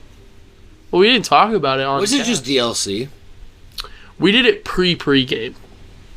That was when we talked about everything, and I don't know if you were recording. I thought I brought it up at the beginning of this episode when we. You did, and then you were like, "Well, I'll talk about it." Do you not remember? I don't remember. Fuck. I'm not listening back. Yeah. Yeah. We just gotta go with it. Until, so you could just say what you told me earlier, right? Which is like the schedule. That's what you told me. You told me the schedule, or yeah.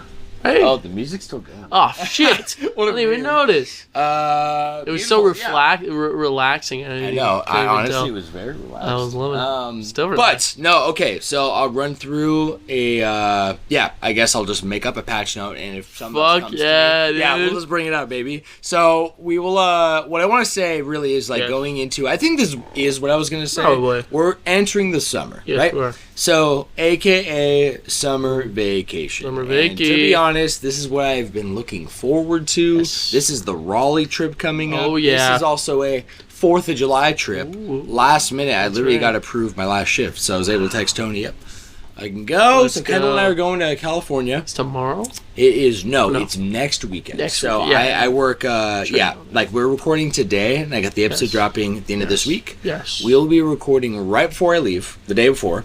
Because we record Tuesday, and I think on Wednesday we're driving up. I hope I'm carpooling, low-key. That'd be nice. That would be nice. Either way, it's not too bad of a drive. Yeah. It's like San Diego. San Diego's not bad. Yeah, it's like 6. Last time I drove to Long Beach for my cruise. Yeah. And it was not bad at all. I remember the time flying. Oh, yeah. But also, I wasn't driving. Oh. I was carpooling. I don't mind driving if it's like with a big group like that. Yeah. But we were playing Contact. Contact. You got to teach the crew that. Oh, yeah. It's so much absolutely, fun. Bro. If you carpool too, yeah. No, I bet we will. I just got to get the vibe. I'll have more of an update. But, excuse me, right when I'm getting back from that, I work one more week, and then I am going to Raleigh's. So, kind of the vibe I was running through with Joshi. This is a heads up for next week. Okay. We will be having our first episode of the mini-series within the Flash Brothers podcast, canon. Which, by the way, I guess this is another patch note. Oh. I've been saying mini-series. I've said mini-series about pregame. Oh, yes. I've said mini-series about DLC. Yes. I have an official uniformed branding. Okay. It's going to be premium series. Yes. And it's premium content. Mini-series. Yes. Right. So... These are two separate things. Premium would be premium series. Yeah, it's pregame. Yep. And DLC. Yep. Miniseries would be retro recap. Yes. Or absolutely. Monthly recap. What are we calling it? We're calling it retro recap. Yeah, cool. It's going to be brand new. Kind of the idea we've been cooking and we've talked about here and there on pregame and on the main cast and off cast like a lot. Just from some feedback, some actually friends of mine who've listened to the podcast and kind of wanted a way to. Because we get a lot of positive feedback about the long form, about the long hours. Like Johnny's like, dude, they could be forever. Like.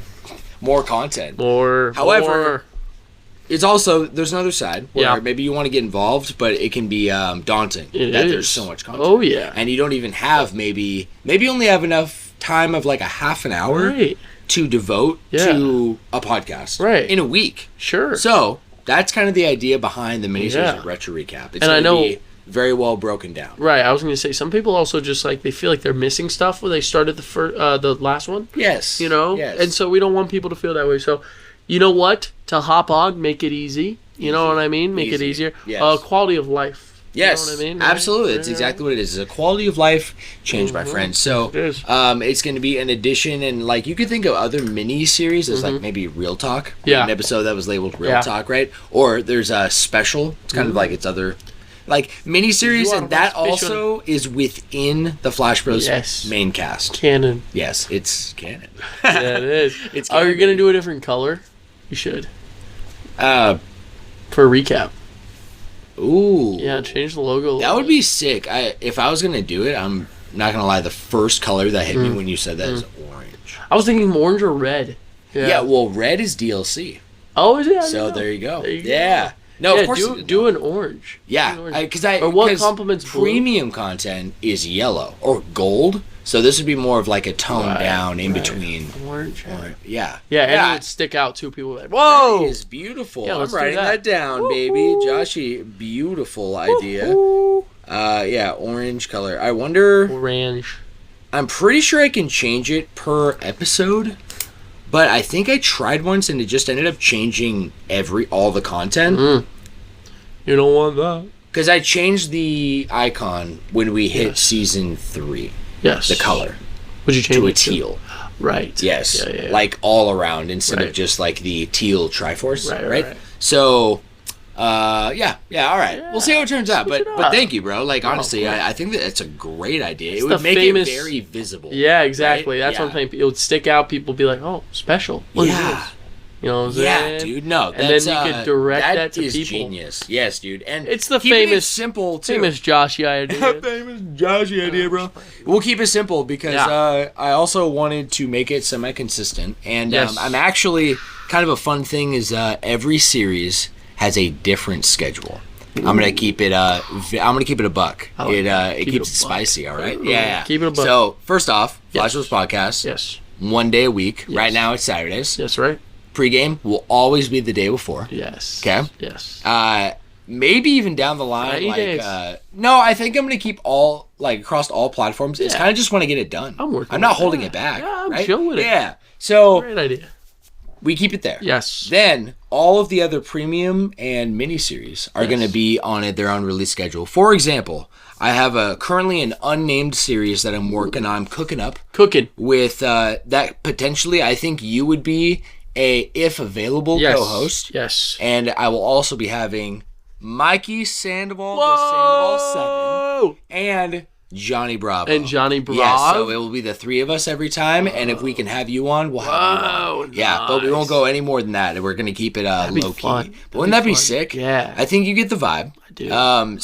I'll give you a hint. The logo is going to be green, for I think I know that premium series. But that schedule, tentatively in my head right now, is something like the last Sunday of every month. Ooh, okay. Then let's go to DLC. Yes. DLC is tentatively. Yes. I have to ultimately lock it down, but I am thinking it's going to be a once a month series. With it. And to be honest, I'm thinking about making no date. It's just within the month. Whenever it comes out. Yeah. That's cool. You know what I mean? Yeah. So kind of like having some spice on the releases. I was going to say keep it spicy. Right. Keep it nice and spicy. Yeah, nice and spicy. Because I'll be honest, if I've learned anything about life recently, I don't know about anybody else, or you, but probably not. I can keep some things consistent. And a lot of other stuff, I just gotta get to it when I get to it, man. It's gotta happen. It's gonna happen. How can you plan so much? How could you? I can't. The more you plan, I'll be honest, the more you're taking away from life. That's right. A very different side of actually living life. Right. What's the word? Sporadic? Spontaneous. Spontaneous. And sporadic is also valid. I guess so. Yeah. I say spontaneous. Yeah. So, Joshi, let's jump in, my man. All right. Newsflash. Yeah, that's just like what's to come, my friends. And DLC catch those notes. Is coming out very, very soon. So, Joshi, I have broken down. I thought I would pretty much because of wanting to set a big tone on the main topic today because the last 3 episodes, I think I said, have all been... the type of episode is a headline episode. Yes, that's right. I was telling Joshi, I think it was pre-game. Yes. So off love gas. I love it. Love that we say that. All the terminology. So I know. It was definitely pre-game, guys. Yeah, it was definitely pre. No, was it the pre-game? It was the pre-game. Yeah, exactly. Post DLC. So post DLC, pre-game. Yeah, pre-lunch. And so it's a pre-T4 I forgot what we were even fucking talking about. Fuck it, buddy. Fuck it, buddy. Joshi, I have broken down our news articles today. Woo-hoo. And I thought it would be actually fun this time to throw you through a twist, especially because this is going to be the we're not having news next week because it will be the first episode of Retro Recap. It'll be retro. Pretty much the entire theme of the episode will not be anything current. You say pre-T much? Now that's the kind of humor you can expect from the old Josh Bros. Joshi of the Josh Bros. My man's losing it. Crazy. Joshi, here's what's gonna go down. Give me it. This can go one of 2 ways. We're gonna make it a game. Let's do it. I love games. This is something I thought would be fun. The first, you have your first thing is a choice. We're gonna do that right now. So start the game. This is truly a newsflash. Okay. You can go down the list one at a time. Okay. And I will read the article if you want me to, or I won't. Okay. You can't go back. Okay. Okay? That's fun. Okay. Yeah. Yeah. And you don't know how many I have. Okay? And I'll be honest, even if you said yes on everything, still think it wouldn't even be too long. Stuff I thought was interesting. Okay. Number 2 is I can list them all, and you can pick what will be the headline, and if you would like, you can pick a second one to be the secondary. That one does sound fun, but we've never done the other one before. That's what I'm thinking. So I kind of want to try the other one. I think we should. Let's fuck it. Okay, let's fuck it up. What's also fun is I didn't mean to, but they're already in kind of a random order. Ho-ho! Yep. Excuse me. So it was purposeful, wasn't it? Say yes. I'm gonna say yes because past me just set me up. You know what I mean? Like we appreciate that. Yeah, no. I honestly, bro, thank you. Always, he's always doing that for me. Don't you feel like that sometimes? Hell yeah. You're setting shit up, bro. Thank you. Seriously, thank you. Appreciate you. I'll dab myself up. Yeah, dab myself up real quick. Yep. Joshi, the first. I'm gonna read the direct title. Yes. These are all from IGN. Yes. Okay. Yes. The first article is Midnight Society. Ousts co-founder Dr. Disrespect in wake of Twitch ban allegations. Very interesting. Are you familiar with any of this right now? Dr. Disrespect? Yes. Of course. He's in all the headlines and right now. Midnight, yes, but I don't know what it is, so I want to hear about this one. Okay, I do. Great. Just because I've been seeing stuff, but I haven't. I literally have thought like, I got to look into this. Yeah. But let's look dive into in. Do we go back at the end? I was going to ask. What do you mean? Oh, for the do I select articles? one and I can't go back? I have to select it in the moment? Or what's the vibe? Yeah, because we're going to read it right now. Okay. Yeah, that's going to be the vibe. Okay. So then we'll go to the next one. You tell me yes or no? Yeah. Yes, we read it. Okay. Move on. Perfect. Yep, that's the game. So, we should name the game too. So, Flash News? Flash News. Yeah, that's cute. I like that. How about no flashbacks? Or... no newsbacks? No. I like flashbacks. Flashbacks? Well, yeah, but it's like... Yeah, but it's like no flashbacks. I think, no flashbacks would be good, but we should save that name, flashbacks, Oh my god. I agree. Flashbacks. What if we called that for Retro Recap? What if we called that a flashback? Oh shit, dude! That is literally. Oh my god! You guys heard it right flashback. here live, baby. Dude, it's a flashback. I mean, we literally thought of it 3 days ago. Oh, by the time you hear this, but dude, god. It's a flashback. Yeah, we should call it that. Flashback 1 is premiering on that. episode. I think that's. That's what I was going to announce, man. bro. Is that shit Flashbacks? Well, you did though. Miniseries. Yeah. Yes, is premiering Woo! episode 45, and to make it cohesive. Yeah. This is hype, bro. Yeah. This is hype. No matter what. Yes. Every 5 episodes will be a flashback episode. Yes. Okay. That means if something significant, say that just happens to fall on, I don't know, the release of the Switch 2. Right. We have a flex topic. Okay. The flex topic can be nothing. Right.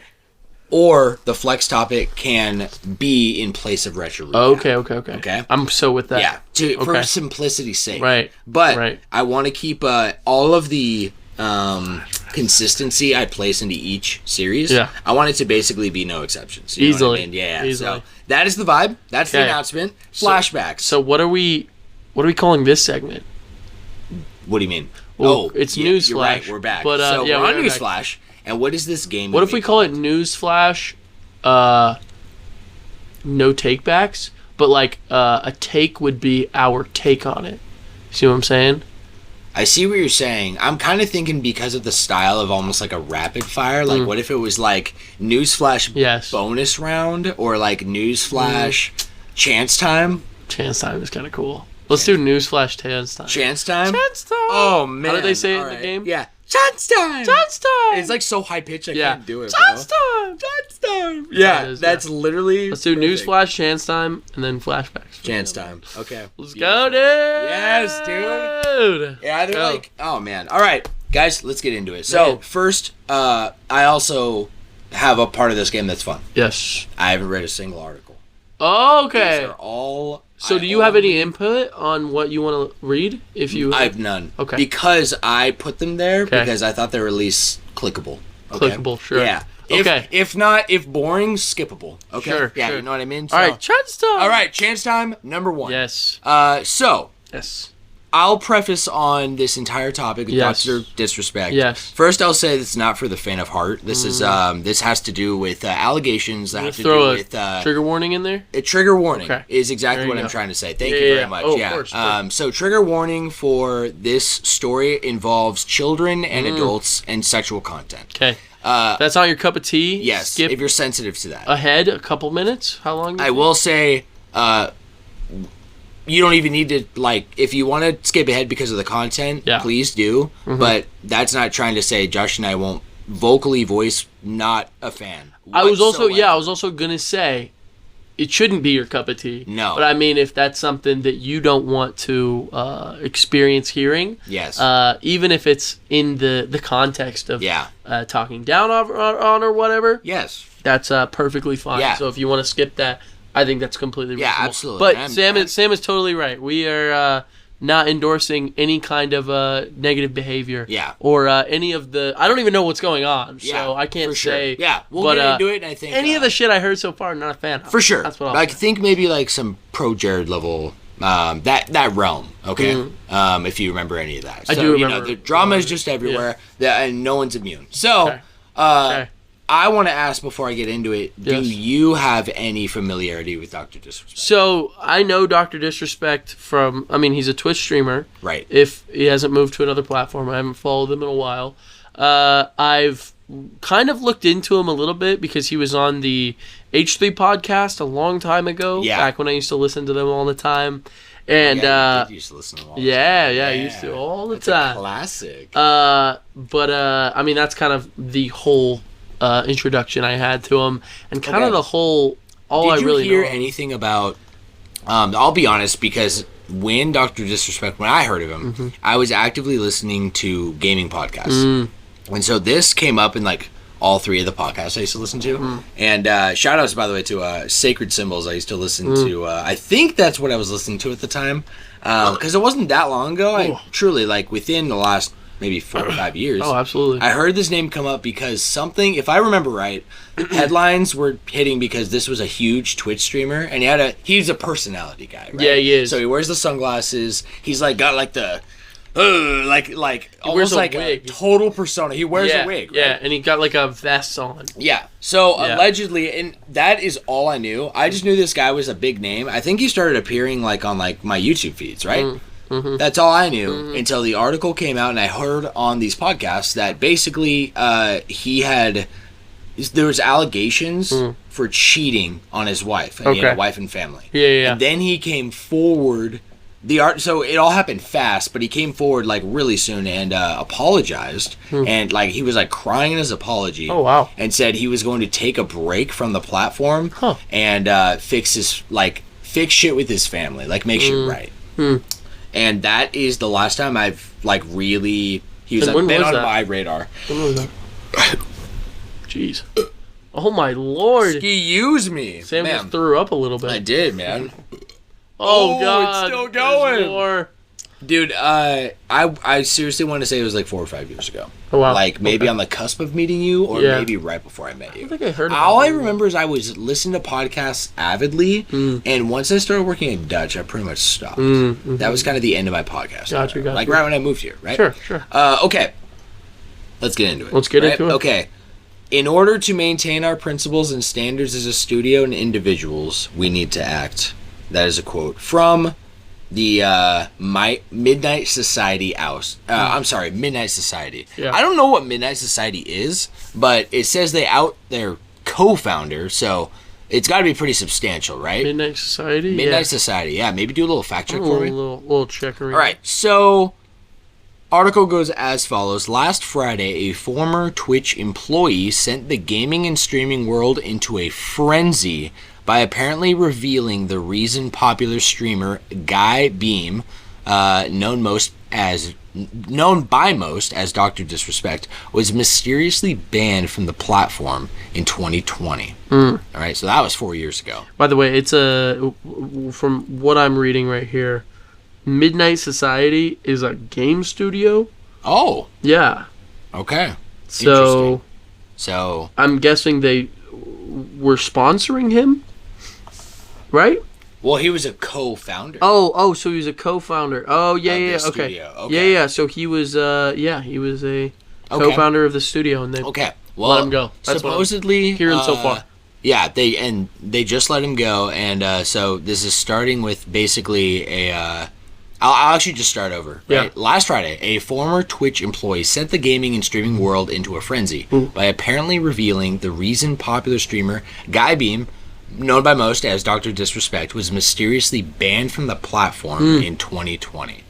Now, that was 4 years ago, right? Yeah, of course. Now the game studio Beam co-founded, Midnight Society, says it has terminated its relationship with him, effective immediately in the wake of the allegation that Beam was banned from Twitch for his messages to a minor. Let's continue. Midnight Society announces the news with a Twitter post, of course they do, on Monday saying they, quote, assumed, end quote, Beam's innocence and, quote, began speaking with parties involved, and in order to maintain our principles and standards as a studio and individuals, we need to act, end quote. Wow. Continuing with the quote from their official statement, while these facts are difficult to hear and even more difficult to accept, it is our duty to act with dignity on behalf of all the individuals involved, especially the 50/50 developers and families we have employed along our community of players. Wow. And the rest follows in a massively worded tweet that they put out. Holy crud. Robert Bowling, who also co-founded Midnight Society with Beam, previously commented briefly on the situation late on Friday, writing also on Twitter, quote, I'm now aware and I'm dealing with it, end quote. The last part really just like it kind of goes on about history, and I'm not interested in that, but it does say that Beam was live streaming Elden Ring around the time when the statement dropped. After going largely silent for a few minutes, Beam ended the stream by saying he would possibly take a break after planned vacation, quotes, adding to that he's feeling fatigued and burnt out. He also mentioned Midnight Society, specifically saying, quote, maybe I step away from there too, just completely remove myself from the scene. That's what I need to do, end quote. Wow. Well, you know what? First things first, the fact that it's very interesting that obviously they assumed his innocence and then investigated themselves. Yes. Okay. Which, you know what? That's really interesting. Because these are allegations, right? Right. That after they investigated, they terminated them. Which, in my opinion, from what I'm hearing, it sounds like it's the truth. You know? And we're not here to give hot takes or anything, but if they're doing their investigations as a company, right, and finding that as the answer, it's pretty simple. It's pretty simple. You know what I mean? Yeah. Absolutely. Very disappointing. I'm very disappointed. With extremely, man. Well, I mean, it's I don't know. It's simple as fuck, right? When you're put in a position of power, right? In a position where you have a name to yourself. What do they always say in like that Spider-Man shit? With great power comes great responsibility. And it just also it sounds like abusing of power. It sounds like people, and this happens everywhere. Way too fucking often, to be honest with you. Way too much.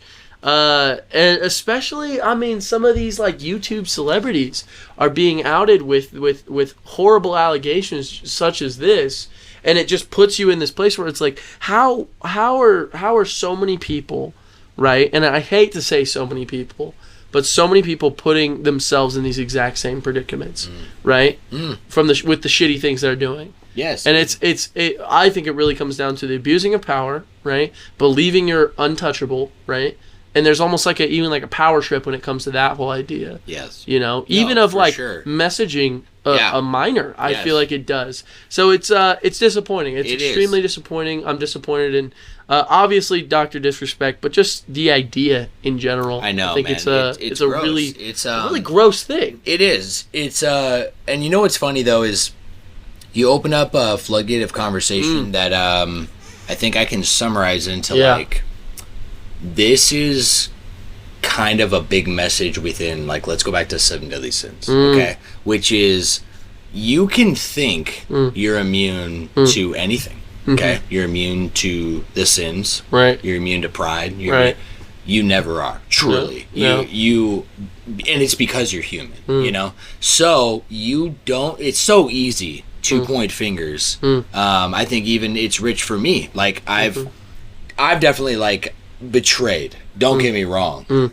But it never just happened. It got there. I allowed it to get there. I allowed my lies to go so deep that I don't even know what I'm saying anymore. I don't even know what to believe anymore, right?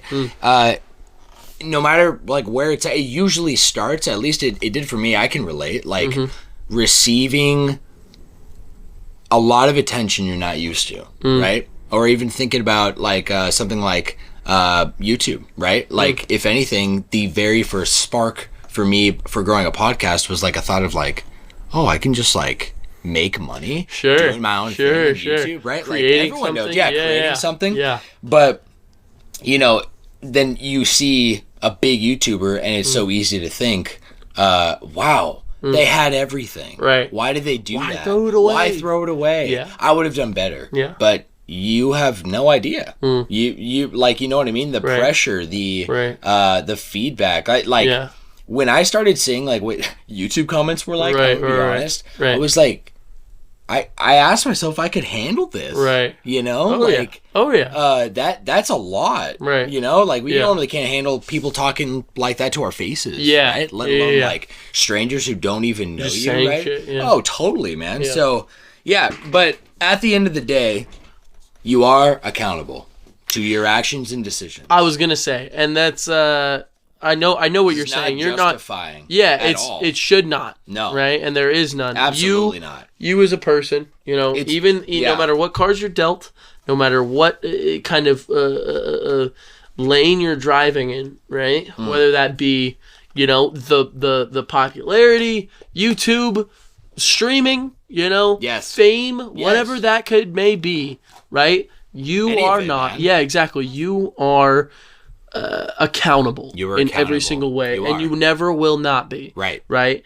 And so, if anything, I'm looking at it as exactly what you're saying. Yeah. And this is, it seems to be black and white. I am big on, unless you're there, or the evidence is substantial. Like there's no shadow of a doubt. Right? Pretty rare though that actually goes down. Right.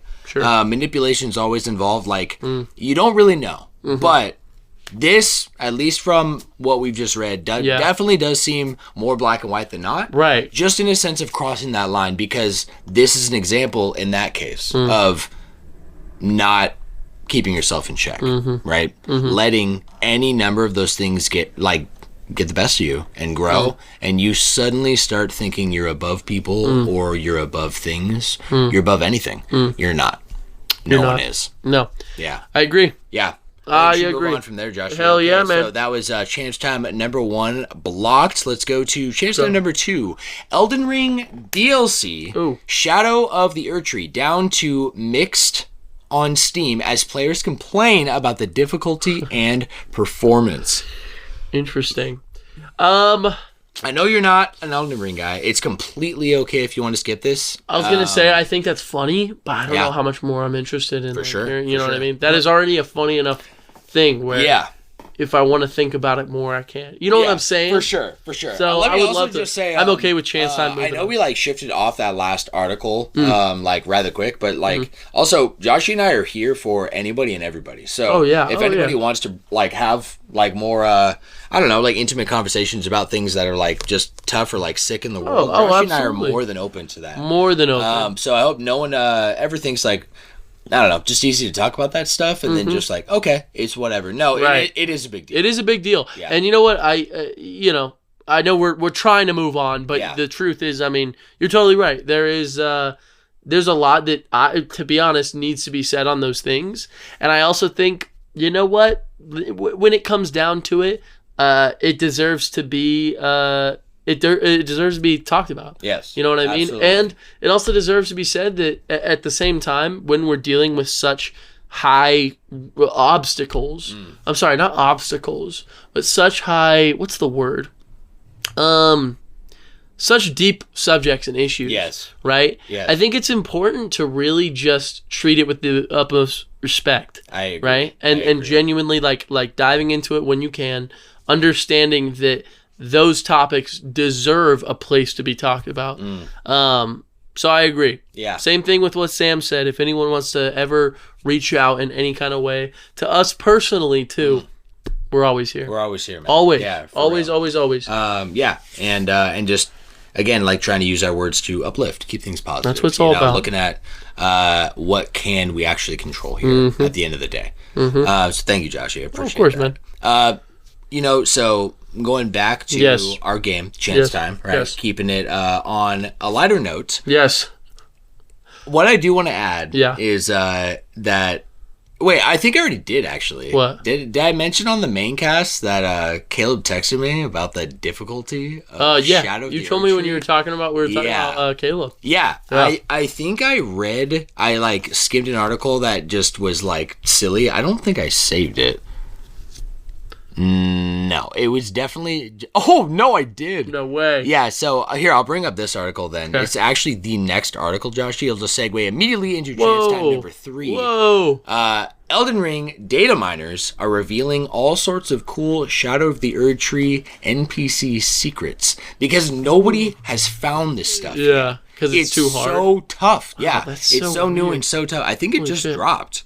Yeah, I think it's pretty new. Yeah. I've been seeing some stuff on it. Okay. But it's pretty new. Yeah. For sure. Well. For sure. Yeah.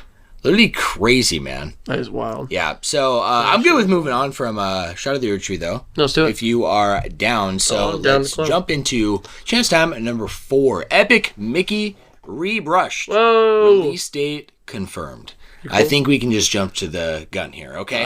It's coming out September 24th, 2024. Bless you, bro. Very cool. Yeah. Donald should be thrilled. Yeah, Donald D. Yeah. It's also coming, if no one knew, everywhere. Oh. Literally. PS4, PS5, Xbox One, Series X and S. I don't know why you need to announce both of those. Let's be honest. Come on.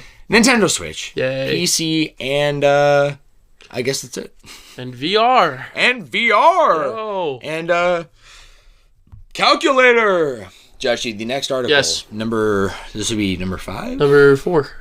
No, we just did number 4. Yeah, it was the first one, and then it was the 3. 2 Elden Ring.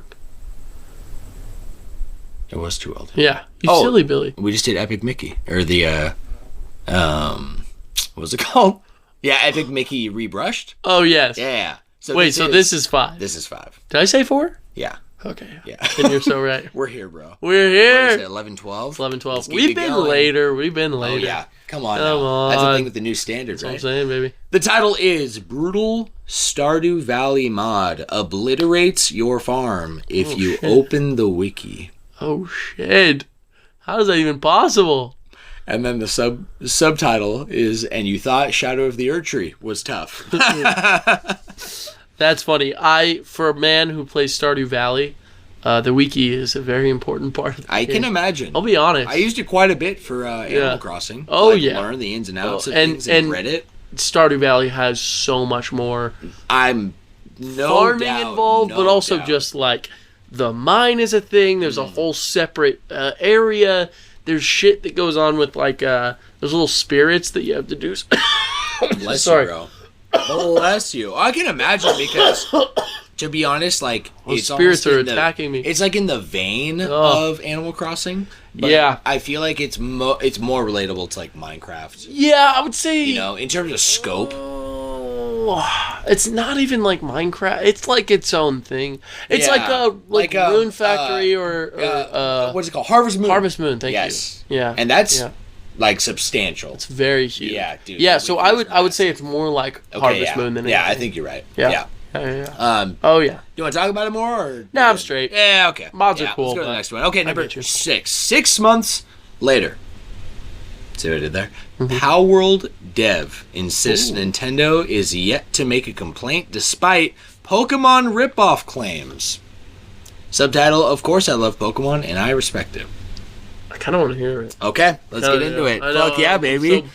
Beautiful. So basic. I know. No, bro. It's wonderful. Let's dive in, my man. Perfect. The developer of Power World has said Nintendo is yet to make a complaint after the company, Pokemon's company, said it intended to investigate amidst the Pokemon ripoff claims earlier this year. Look at that. It's exactly what Joshi said. It's pretty much to a T. Basically to a T of what I said. Power World, dubbed Pokemon with Guns, launched in early access form in January of 2024. We are now sitting at almost July, by the way. That's right. On PC, via Steam, and Xbox as a day one Game Pass title.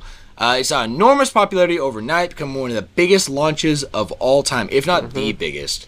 In recent years, it feels like one of the biggest I've heard of. And no one's done exactly especially for an indie game. Like are you kidding me? No. Not even have like close. 2 games. Not for the quality it is. Are you serious? Yes, Sam. It's the last time I sat down and put 200 hours into an indie game that just dropped like a week before? Name another time. Name another time. I think I can. Yeah. I can. Can I also add on before I continue? I did see another article on my phone. Ooh. Excuse me, I think in the bathroom today. There it is. And it was saying that Power World developer confirmed it will not be coming to Switch anytime soon. I believe it. I told you it wasn't. Yeah, I know. Told you. I know. There's no way. But PlayStation is what's happening? They might have a deal with Xbox. Pocket Pair might have some kind of thing with Xbox. Which I can wait. You have an Xbox.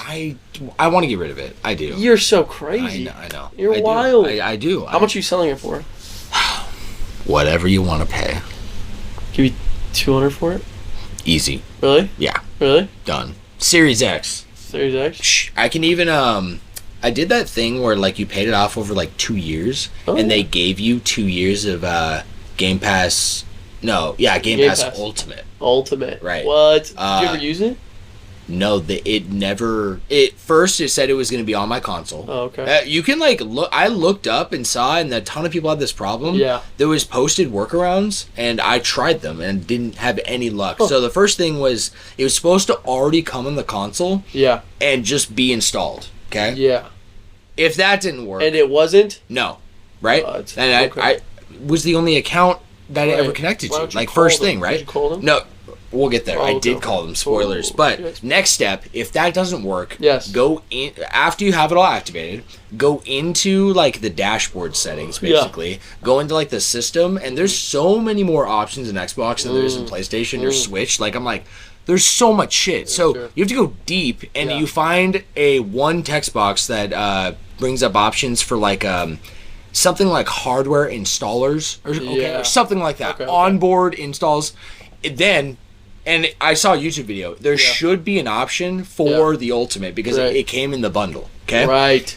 Wasn't there. Okay. Next step, call, not Xbox, Citizens Bank. Because, Citizens Bank is the company that did the loan. It was a partnership. It was actually a big deal. God, they did marketing on it. It was a Citizens Bank partnership with Xbox. So I think to semi-compete with Apple because it was like Goldman Sachs with the Apple card. Yeah. It felt like that, okay? So I called them. Sure as shit, they know what I'm talking about, okay? Literally, I was probably on hold for 15 minutes. Yeah. And they're like, okay, no problem. They didn't give me a code, though. What they did was they asked for a gamer tag. They asked for the serial number. They said, okay, within 24 hours, we will send that, like the hardware activation to your console via the internet, okay? Okay, great. Bro, still don't have it. Wow. Yeah. Damn, they scammed you. I know. So, you might not get it, but hey, might come with a free 2 years of Game Pass. Whoa! You know what I'll use it for? Power World! Joshi, let's dive back in, my man. So, developer Pocket Pair also received, remember, its death threats amidst the rip-off claims, which it denied. Soon after the launch, Nintendo moved quickly to remove an eye-catching Pokemon mod, right? Mm-hmm. And then the Pokemon Company issued a statement, which we already read before, that basically said, we'll look into it, and we take our intellectual property seriously. It was basically stop messaging us, fuckers, because we know about it, and we'll see what we can do, which means that we're not going to do shit because there's nothing to do. There's nothing to do. Exactly. So now speaking to GameFile, Pocket Pair boss Takuro Mizobi insisted it has yet to receive any complaints from Nintendo or the Pokemon Company, even after all these allegations. Yep. Nothing at all. Nothing at all. Quotes. Not even lawyer reaching out. I'll continue a quote. Nintendo and the Pokemon Company didn't say anything to us. Of course, I love Pokemon and respect it. I grew up with it in my generation, end quote. Despite this, fans continue to compare Power World to Pokemon. And I think it could be a good thing, right? If anything, it could be inspirational. It's like you showing me, doesn't this look like blank? You're not saying that out of malicious, right? Like, these guys are... Or they copied them. No, it's like, isn't that what we do anyway? Yeah. Or even just like, isn't that kind of cool a little bit? That's what I mean. I don't know. I think it's great. I'm still of the opinion, obviously there's nothing, they have not said anything, and they will not say anything. At the same time, thank goodness, because they do know about Power World. They said it. They know about it. If Pokemon can't get their shit together, come on. What did I say all those months ago about indie games versus AAA games? I literally said that if you can't hack it, AAA games, someone will. Someone will make it. Guess what? Power World is... Honestly, you spawned it because it came out within like 3 months. It did. After I said that, I swear. Crazy? And guess what? Phenomenon. Every time a Pokemon game releases, every single time, people are disappointed. They say, "Oh, I can't believe this. What the heck?" You know what I mean? And I'm not gonna lie, they really did it with Scarlet. Oh, absolutely. More than I've ever seen. But guess what? Everyone says that, and then what do they go and do? They go and buy the next Pokemon game. So the truth is, because why? Well, there's no other Pokemon alternative, right? I mean, that's just a theoretical idea. It's true. But at the same time, if there is not one, there will be one. I agree. Buy an indie game of no else. To be honest with you, if they really, I'll even take it a step further. If they really did want to compete with Pokemon, I mean, they're not. It's not a Pokemon game. No, it's not a Pokemon game. But if they did, At minimum, it would be a Switch game, bro. At minimum. At minimum. Are you kidding me? But no, they're not even touching it. No. So, no. Let's move on.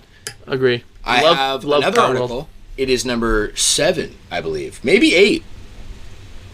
I'm going to say 7. I'm going to say 7. Fuck it. Witcher 3 developer. Switcher. Congratulates From Software after Elden Ring DLC. Oh, very cool. Shadow of the Erdtree overtakes Blood and Wine as the best reviewed expansion ever. Very cool. Very cool. I like that. Very meta. Very meta. Yeah. Yeah, I'm not feeling it, but I love it. That's kind of a rehash. I think I mentioned that earlier in the podcast. But Joshi, I have the final. Ooh. Is it a juicy one? Is it a juicy one? You know what? I think so. Okay. I at least was very intrigued. You're very intrigued. And it's something we don't talk about a ton on this podcast, to be honest with you. Then I'm ready for it. Minecraft. Whoa! Gets native PS5 version, bringing it in line with Xbox Series X and S. Huh. Subtitle, what does that mean? No ray tracing. Fuck! The one game I was going to play. Game. Yeah. Okay. Well, what I'm gathering from this is it's native means it is basically built for that console. Right. And also, so what they I'm made also a new getting version? is, yes, and it's different than Series X, so it honestly is probably made from the ground up for that console. Or reverse engineered. Nah. Maybe. Nah. They wouldn't ground up make Minecraft. I mean, I'm sure it's pretty simple, yeah. Well, there's a couple blocks, yeah. I don't know. Well, okay, I feel like that sounds tougher than... You're probably right. I'm probably being extreme. Probably a reverse engineering. Optimized. They have an optimized version for each console. Yeah. I'm with that. But that, to be frank with you, that's not a normal thing. Most game companies do not do this. Most game companies will make a universal version that runs on each. And basically, where we're at right now, to be real, is there's a Switch version, and then there's an Xbox, PS4, PS5 version, right? And even Xbox is more simplistic because of its it kind of runs on the same systems but better, similar to a PC. Right. There's a different architecture in every PlayStation. Right. So they make a baseline version that can run well, maybe 30 FPS on old stuff and 60 on new at best, but not a optimized fully for that specific console. That doesn't happen. So I think this is really interesting. I think it's very interesting, you want to dive in a little bit? I mean, I feel like you do, so I don't want to let me skim, okay? But I'm just the main topic. Yeah, I do as well. Yeah. I'm just not really my issue is that I don't really know optimizations and those kind of things so well, and so sometimes I'll hear it and I'm like, oh, that's cool. Yeah, you know what I mean? For sure, especially if it's a game that I guess like Minecraft, right. How do you make Minecraft better? To be honest, but hear me out. This is so I'll run you through and no ray tracing. Actually, this is great bullshit because most of the article is talking about Minecraft in general and recent updates like what was the new one? Tricky Trials. Yeah, I think that's it. Tricky Trials, maybe. Tricky Trials. Yeah. So I just have a short list of what this actually means in simple terms for the game running on PS5 now. Right. This means 4K resolution support and higher settings for render distances and anti-aliasing. Nice. So it will honestly look peak, okay? As good as it possibly can. Yes. Settings already available in Microsoft and Xbox Series X and S. Unfortunately, there was no word on the addition of ray tracing to any of these systems, despite Microsoft teasing the tech years ago. I didn't know that. Yeah, you don't remember that? Not on Minecraft? Yeah, they had a huge announcement, and it was this lighting texture thing that they promised ray tracing and this new lighting thing, and nothing. We haven't heard anything. This was years ago. Really? I mean, a while ago. And I remember being hyped. Whoa. You remember this? I think I do. Okay. Because it is... No, dude. I do remember this. I think this is when I first was starting to understand exactly what ray tracing was. Yeah, this idea of them going through the trees. Yeah. Oh yeah, that's sick. Oh my gosh, yeah. Ooh, the floor. Okay. Yeah. It was. All right, I take that back. Actually, it was gonna be peak. I'll tell you that much. If anything's gonna get me back into Minecraft, it might just be ray tracing. All I'm gonna say is, if you ever want to start a world, I will happily do it with you. I love Minecraft. I would love that, honestly. I thought like maybe Kendall would really like that too. When I start a Minecraft level world, it's down to business. I am in that world to murder the Ender Dragon, right? Yes. Terraform the world into my perfect utopia, and have as many dogs, cats, and birds as a man can possibly have. Okay. So that's my whole goal. Yeah, I've seen some of your shenanigans. It's pretty nuts. Yeah. I'll say so. Yeah, I would say so. Much more nuts. The most ham I've ever gone in Minecraft was 360 base version. By the way, nice. Going ham on redstone.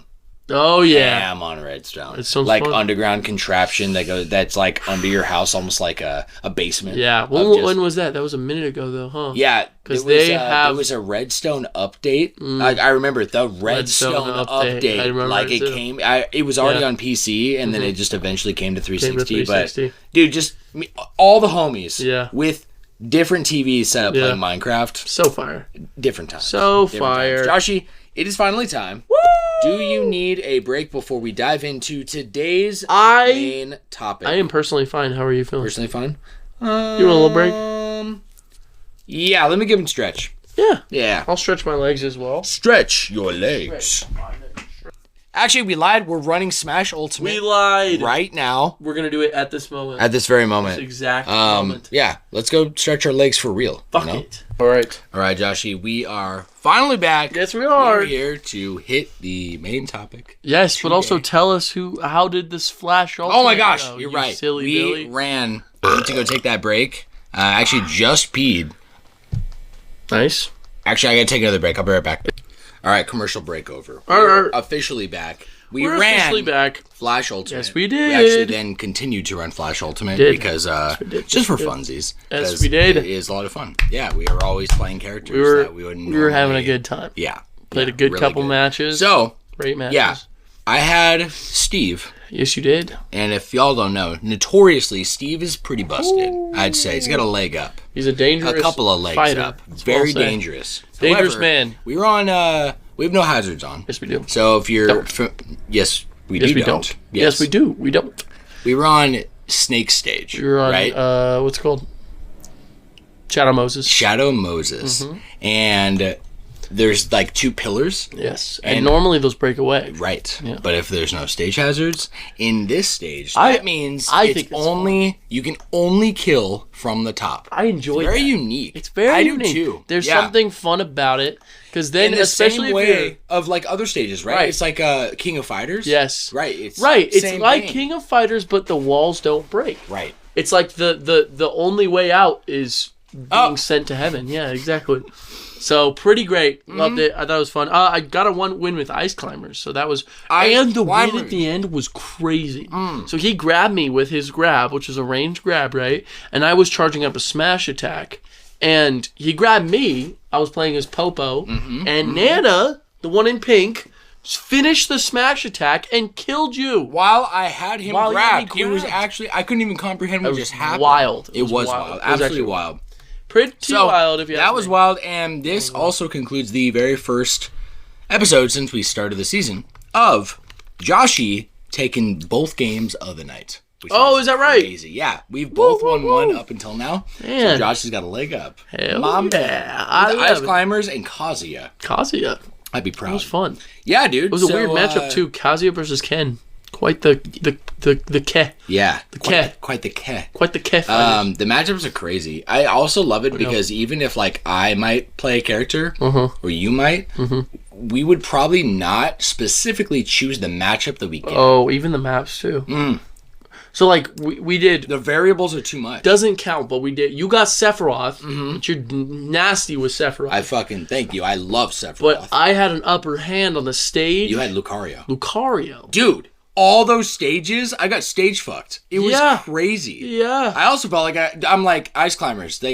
I'm bad off stage. Terrible, right? Terrible. Like when we played against that one mid stage, because we went to game 3, She landed on the stage, bro. Right? You couldn't win because Nana was hoeing you the whole time. She was fucking me. On the first stage, Shadow Moses, you were fucking me. Your up air, have you seen their up air? Like, it's so good. It covers so much ground for so long.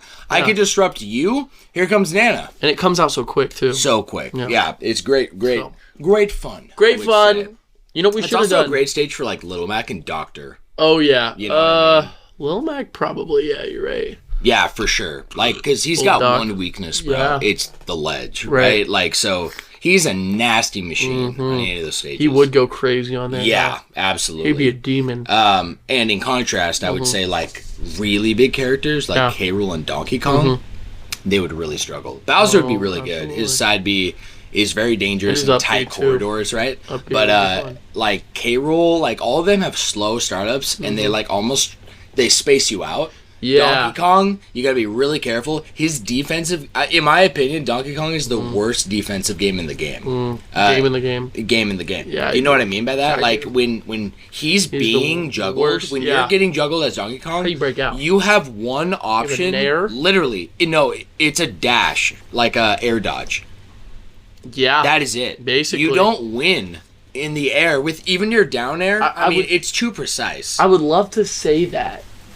But I fought Dark Pit, who's really good in the air, versus Ben's Donkey Kong, and he has beaten me multiple times. And that just shows you that that's Ben with the worst defensive character. And yet he made it good. Right. That's the kind of shit I'm talking about. Absolutely. No character is bad in this game. Yeah, I love it. Even if they don't have a good thing, they can make up for it. Yes. You know what I mean? Yes, absolutely, my guy. Well, we should move on to the main topic. I'm here. Are you feeling it? I'm feeling it. Are you ready? Yes, you know what I'm actually ready. I'm writing down the time. We should have picked a stage on Smash, which was the Tomodachi Life stage. The Tomodachi Life stage, my man. Yes. Which, honestly, it makes so much sense to me now. Like, it's another layer for you of appreciation and love for the series. Oh, yeah, buddy. For both Smash and Tomodachi Life, right? Absolutely. Absolutely. So, I want to say real quick, just as a preface, I asked Joshi to lead the main topic, and that's all we got. He was hands down so ready, even on a whim, without any prep for Tomodachi Life. Yes. I already said in a pregame that you and I hung out that one day, and you sat there and like just laid out. And by the way, you're probably one of the best to the point explainers of things. Oh, thanks, man. I'm not kidding. Dude, I appreciate that. No, dude, it makes you feel good. No, seriously, the way that you're able to really knock out and cohesively go into the next thing with anything you do, with your chain attacks, with your explanation of your party, with Tomodachi Life. I'm gonna fuck this up. What was that? The whole. That's okay. I promise you. Now that we're on the main topic, it's gonna happen. That's okay. So Tomodachi Life. Tomodachi Life. It's actually inspirational. You feed off that passion really well. Yeah. I hope you know. Thanks, I'm along for the ride. Thanks, man. Yeah. Well, I'm excited because I will say this is one of my favorite games of all time. When we were checking our 3DS logs, I'm pretty sure it was number 2. I was gonna ask if you remember the hours. I don't remember the hours though. Was it like 1500? It was no. No? 1500? Yeah. No. That's like Animal Crossing hours. I would say probably like 500. Probably 500. Think about that. Why do I feel like it was way more? It was a lot of activations. I thought in my head you compare like it was comparable to our time in Smash. Like you would spend an exorbitant amount of hours. I don't think it was that much. Really? Well, because we leave that on and we play that during parties. No, that true. one I'm always doing something in it. I never leave it on. So if you remember, it was my number 1 in activations, like opening the app. Oh yeah. So I had like hundreds and hundreds. But yeah. Anyway. Just wanted to say, this is one of my favorite games of all time, and I can talk about this for a while. So, this is also not going to be a talk your ear off until you pass out, by the way. I want you to be a part of the conversation, and I'm going to lay things down. And that's the thing, too, is like you talk the same way with Kirby. Yeah. I don't know if you could have done it better. but it was a lot. You know what I mean? Absolutely. And like sometimes like there's just in ways that of capturing, I feel like for me personally, if I'm struggling to actually capture in my brain a kind of like a map to follow, like a graphic novel, then or like an anime, right?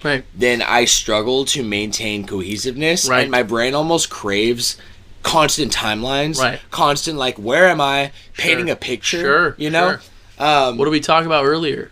Painting a picture. Exactly. Oh, that was pregame. It was. Check out pregame. Yeah, check it out, you guys. Yeah. No, does that make sense? Oh, absolutely. You know? Absolutely. And I appreciate that compliment, by the way. Yeah, absolutely. Because one of the last things I want to be is like explaining something and someone's just doesn't get it, bored out of their gourd. No, I feel like if you explain like a visual, even pulling up pictures like you did in the Kirby, like, and you can almost take me on a journey. That's like what I was saying, I think in pregame too, about gassing up Johnny for his whole talk and how he painted his storytelling the picture, of Metal Gear Solid 3. He honestly wanted to do it complete justice. He didn't want to leave out a single detail. And I respect that. I respect the fuck out of it because, to be honest, that can be a dull story. Absolutely. High potential. That's you ever read hear people like read books and they're like, I mean, it's good content, but no, but Johnny's storytelling had a picture. He always painted a picture of what was happening, what the scene looked like. And he painted it. The gameplay.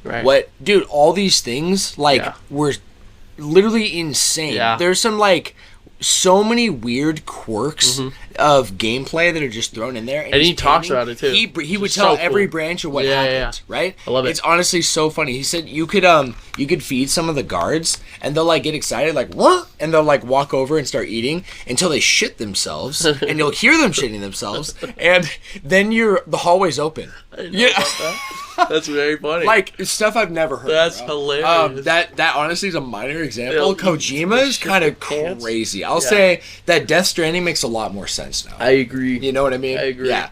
So, if you guys want to check that out, that will be coming out, like we said, in the patch notes. I am thinking it will be uploaded this Friday. That's the tentative release date. I'm too excited. Yeah, bro. I couldn't be more excited. Yeah, check that out, my friends. It'll be up on Spotify and our Patreon page. And you can also, we don't say this regularly like we used to, but within Patreon, if you download the app, it populates, if you're a Gold Tier sponsor, an automatic link to let's go. the podcast wherever you want. Let's go. Right. So YouTube. Yes, that's exactly how you have access to it. I love me some YouTube. Yes, dude. Absolutely. So, I need to hook up Dro with that too, because you do. Flash Force, you know what I mean? Absolutely. Caleb. Anyways. Absolutely. Joshi. Yes. Tomodachi Life. Tomodachi Life. Yeah, bro. So I'm gonna get this started. I'm gonna literally paint a picture for you. All right. Okay. So check this out. Yeah. So it was April 18th, 2013, by the way. The day this was released initially in Japan, by the way. Oh. Which was the initial release date. And then it was, I believe it was June 6th, 2014 for everywhere else. And that's how it was. So it was about a whole year, right?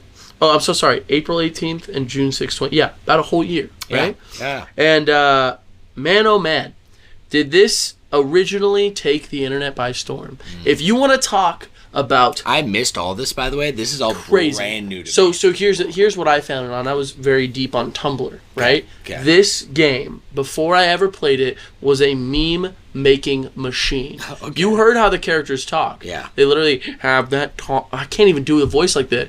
And they talk like this.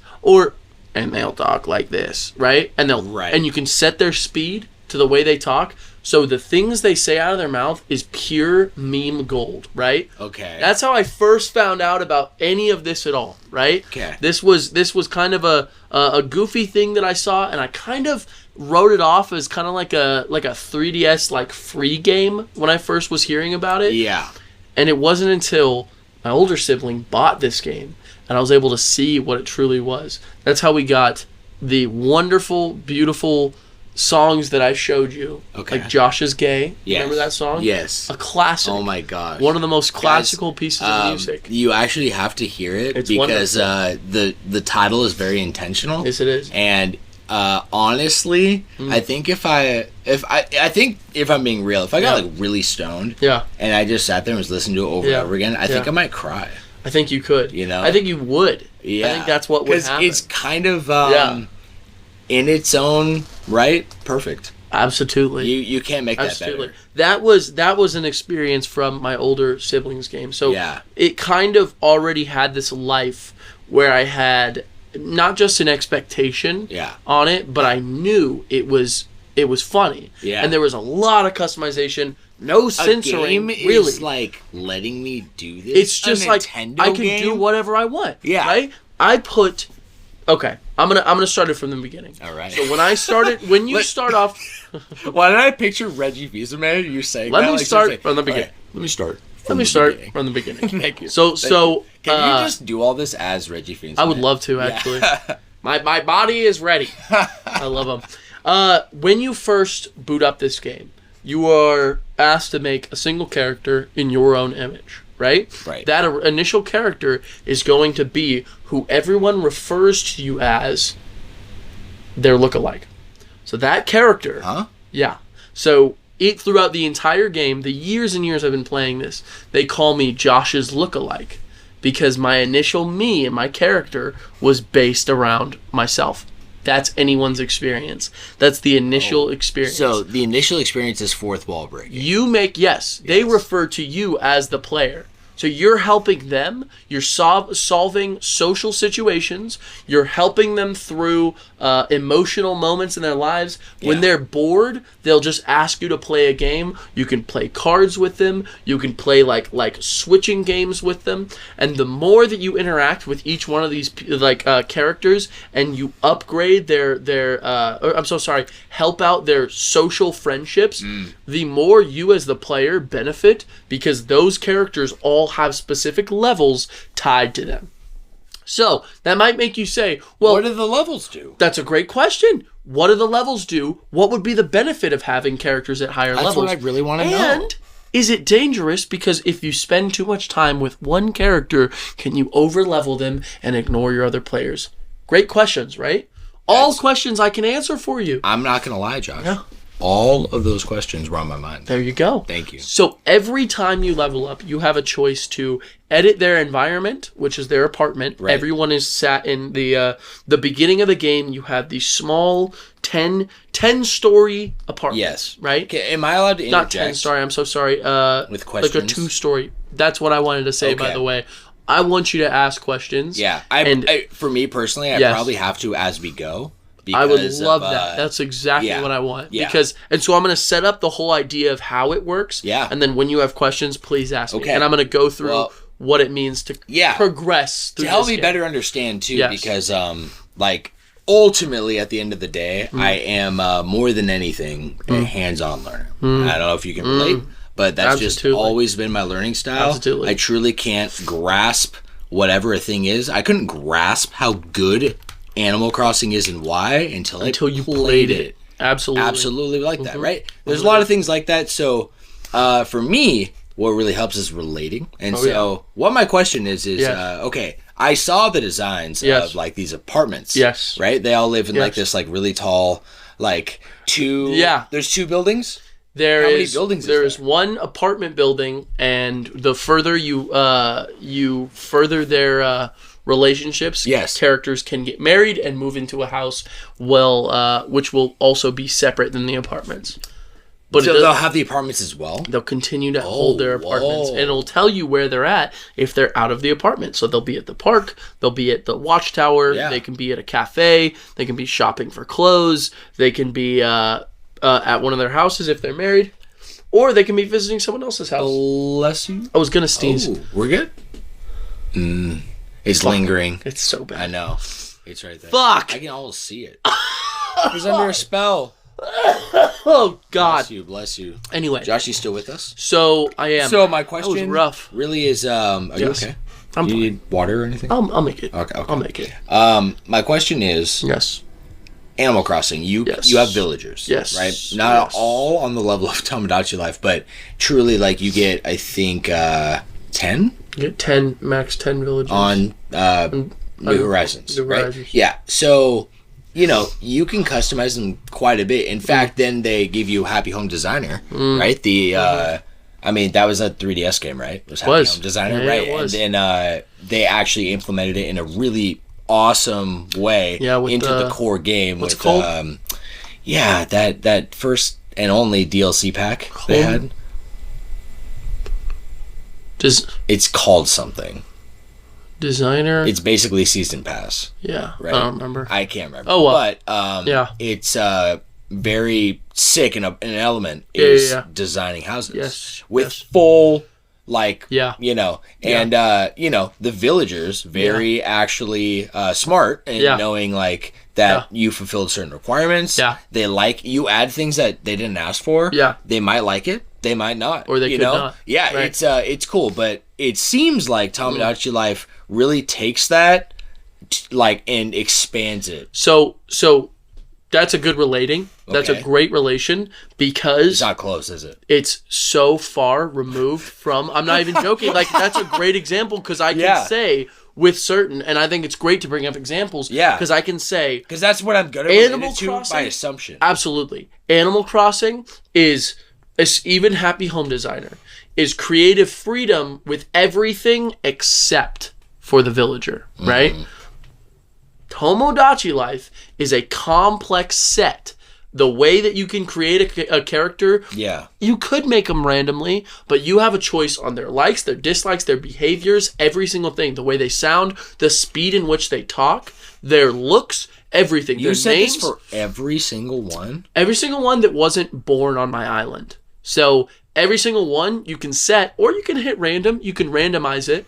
But most of the characters I wanted to kind of have an idea of how their personality would work, right? So, what is similar, I'll say, they have dislikes, they have likes. You can give them an apartment building, and it's just possible they won't fuck with it. You could spend hundreds of thousands of dollars on an apartment building, and they could just be like, yeah, this is cool. Or they could be like, oh my god, this is fucking sweet. You could give someone a shirt, and they could absolutely adore it.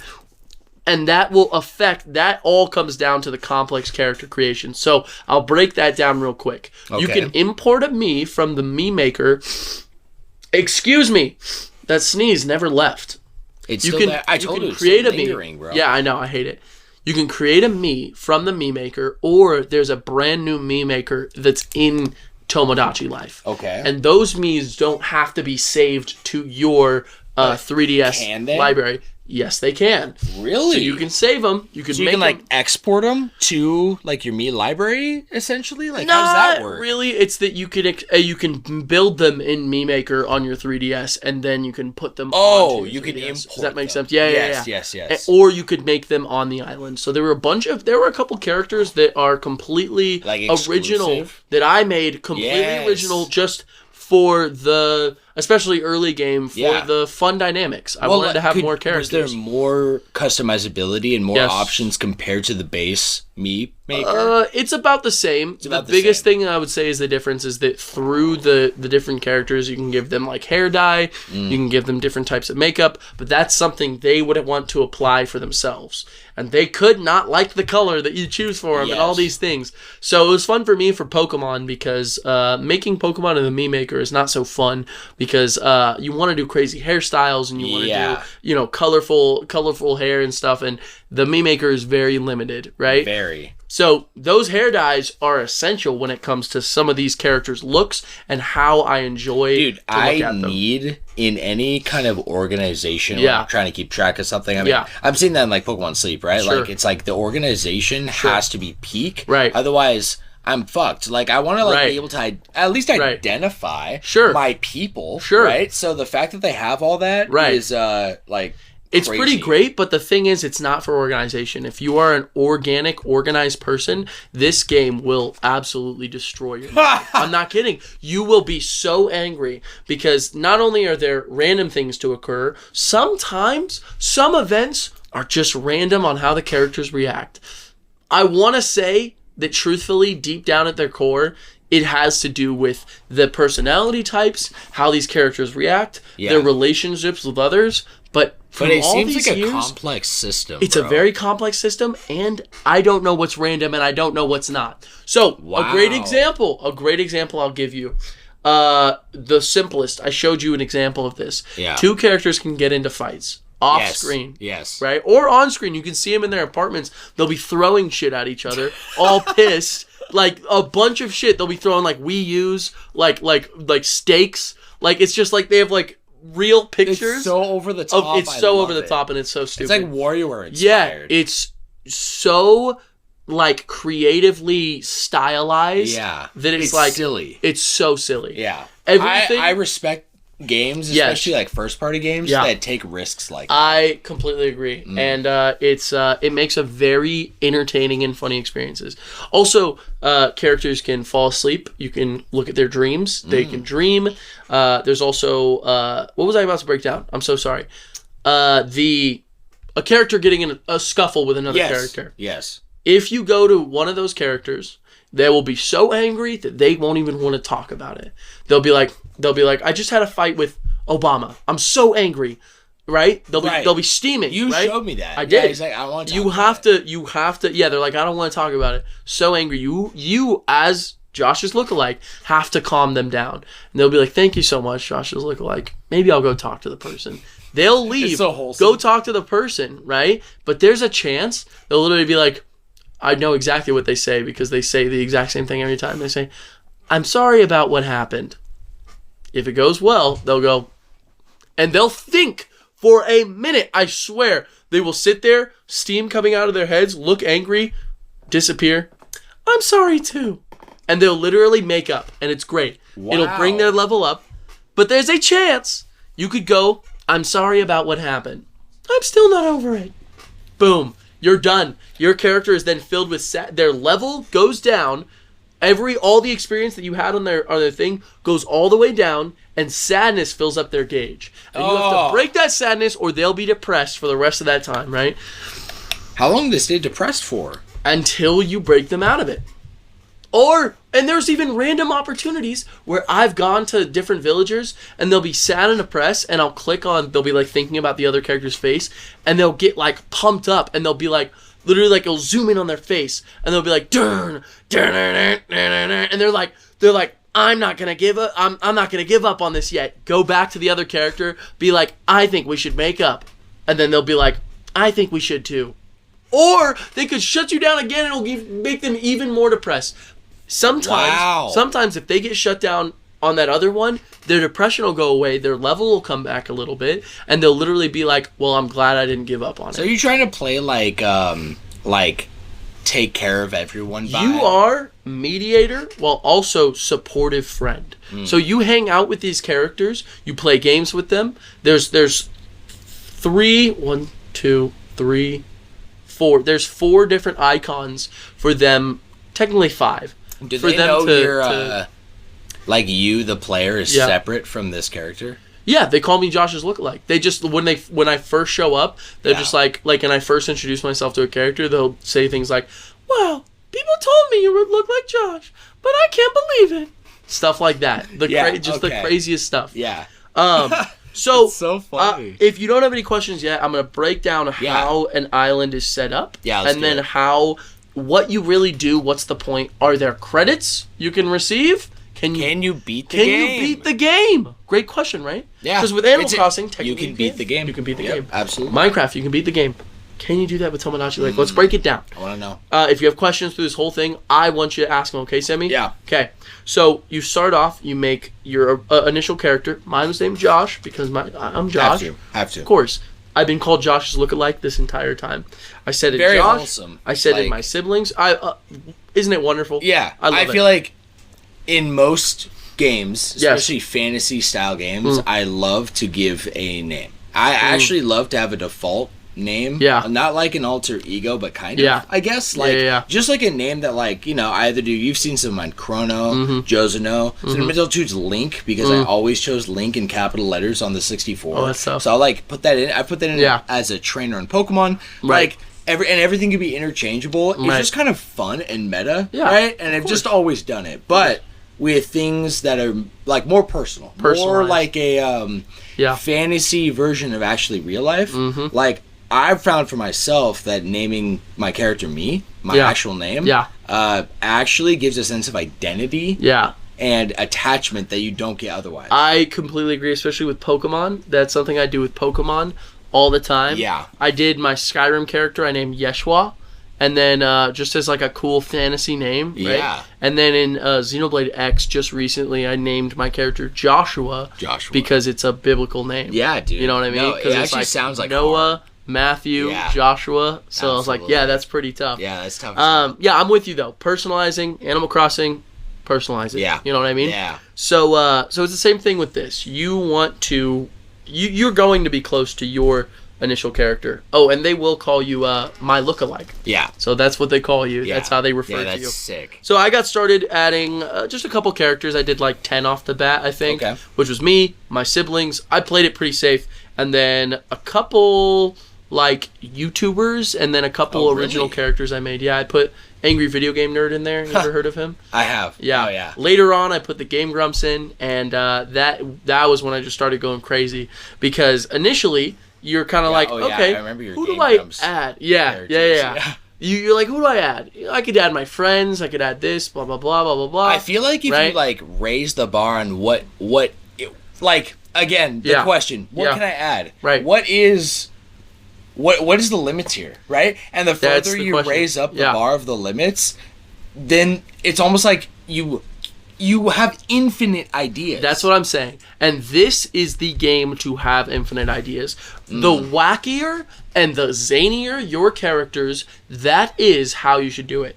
So, you're setting up characters. You can add a character at any time. You choose their height, their age, whether they're a kid or they're an adult. You choose their voice, their personality, all these things, or you could randomize it, whatever you want it to end up as. Totally. And there's different personality types, and all those different personality types will mesh different with different people. Yeah. So that's kind of how it's going. So, with all these characters set in, right? The kind of daily goal that you would have is, because you think it would be pretty simple. It's like, okay, well, make your guys happy, right? Yeah. Okay, well, these guys want specific things, and it seems pretty easy and manageable when you have 10 characters, right? Yeah. And their social links seem pretty simple. All that seems simple. How many can this have?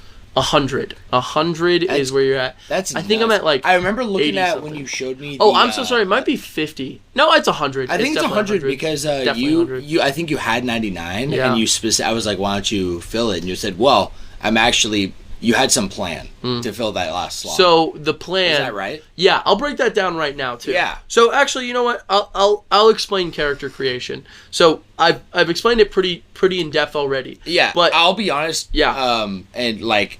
Yeah. Catch up on my end. Looking at the stats, in terms of stats, it had like bars of like where they're at relationship wise with their spouse, with their kids, with you, like all these things.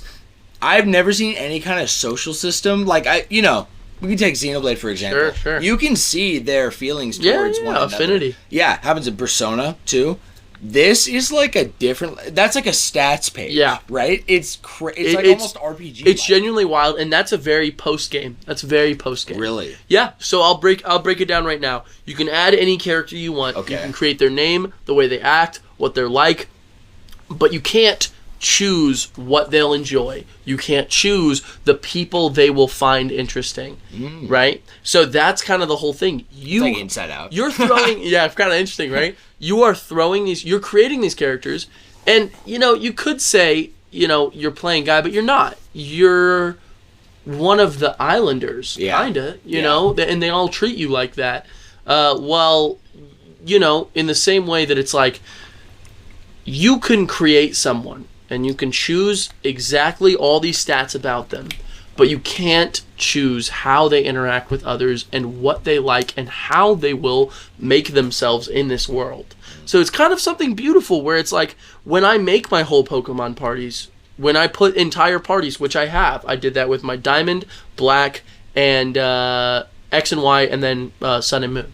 Right. I did that, and I I was so happy to see how these characters all interacted, because not only is it that you kind of have this affinity already to your Pokemon, as an example. Absolutely. Right? You want to see them in this me space, in this like humanoid form, right? And it just creates this real tenderness that you feel for these video game characters that I've never felt in any other game. And I know that sounds so silly, but they're so real. It's so real because people are going to be the way they are. Sometimes the world is random. Sometimes it doesn't feel like it makes sense. It's like a beautiful depiction. Yeah. Like you ever had two friends start dating? Yeah. You knew these two friends, and you're like, I never could have seen that coming. Oh, yeah. But it's also so perfect. It's just like that. All these people are your friends. You're not their god. They don't worship you. You can hang out with them. You can play with them. You can help them with relationships. Totally. You could just grab them something. If they can literally just bother you and be like, I'm hungry. And you can just give them food. Okay, I'm going to tell you where my head's going. It's going to like something like the expansion of like all these, to be honest, twists on that idea from Pokemon mainline series, right? Sure. Starting really with like, I mean, you could say it started with like the farming, right? Like you put them in the daycare, right? Right. And you get to see what they do. You get to see how they habitat, right? Like I love Arceus. You can literally see the entire model in the farm. Love it. But you know, at best, we've had like Ami and like a little Pokemon bit Ami. Ami. I always call it Ami. Oh, it's probably because that was like the figure side. I always got like crazy good deals on figures because it was direct from Japan. Oh my god, I know what you're talking about. Yeah. That's so fun. And you pay with yen, right? Actually, I bought a couple of my figures. You have to use like PayPal because it has a yen converter. It does. Like, you know, like whatever. I've used it before. Yeah, dude, I've actually gotten a lot of figures back in the day from. I've gotten a good couple. I think that's where I got my my Deku figure from. And to be honest it's literally called Ami, isn't it? It's Ami. And this is a random plug. Obviously, shout out, unsponsored, but shout out to Ami, like seriously, because just real world usage. I'm sure I have several on that shelf. The those Nendoroid figures. Oh the Breath Zelda. of the Wild, and Zelda, and he's called something, but it's like Breath of the Wild Link, basically. It might be like the Hero Edition. He's on a horse. And he's got like the his like the hood is like over on his get. He looks sick as hell. He does look cool. But Ami is always direct to source at retail cost. Dude, and sometimes they have sales. I'm not kidding. I'm like, excuse you. Oh. Jeez. Whoa. Come on, man. Bless you. I miss being blessed. No, listen. You know how it goes, bro. Remember you said I'm not dyslexic? I definitely am because my brain took excuse you. No, it took bless you. No, I was going to say excuse me. Oh, yeah. Just somehow and then bless you. God, so you got both. You got them both. Excuse it's like that part of Scott. Bless me, bro. Where he's in the middle of, he's like, oh, I don't know her, and I gotta pee. And in his brain, it goes, ding, lands in the middle. I gotta pee on her. That's exactly what it is. So funny. You know, like... so you were plugging Ami, aren't you? Yeah. Well, I was. Honestly, sometimes it's cheaper than... Like, it is. Way cheaper. Like, because by the time, to be real, you're looking at Ami, either it's like sold out and it's exorbitantly expensive. Right. Or it's like maybe it just came out, but it's more expensive retail. Right. Like the import costs put onto Amazon, they will charge us. Oh, I know. So it's like $30 more than what it was in Japan. You know. I 100% know. You know. Those figures are ridiculous in pricing. Can I be honest too? Be honest. This is huge, okay?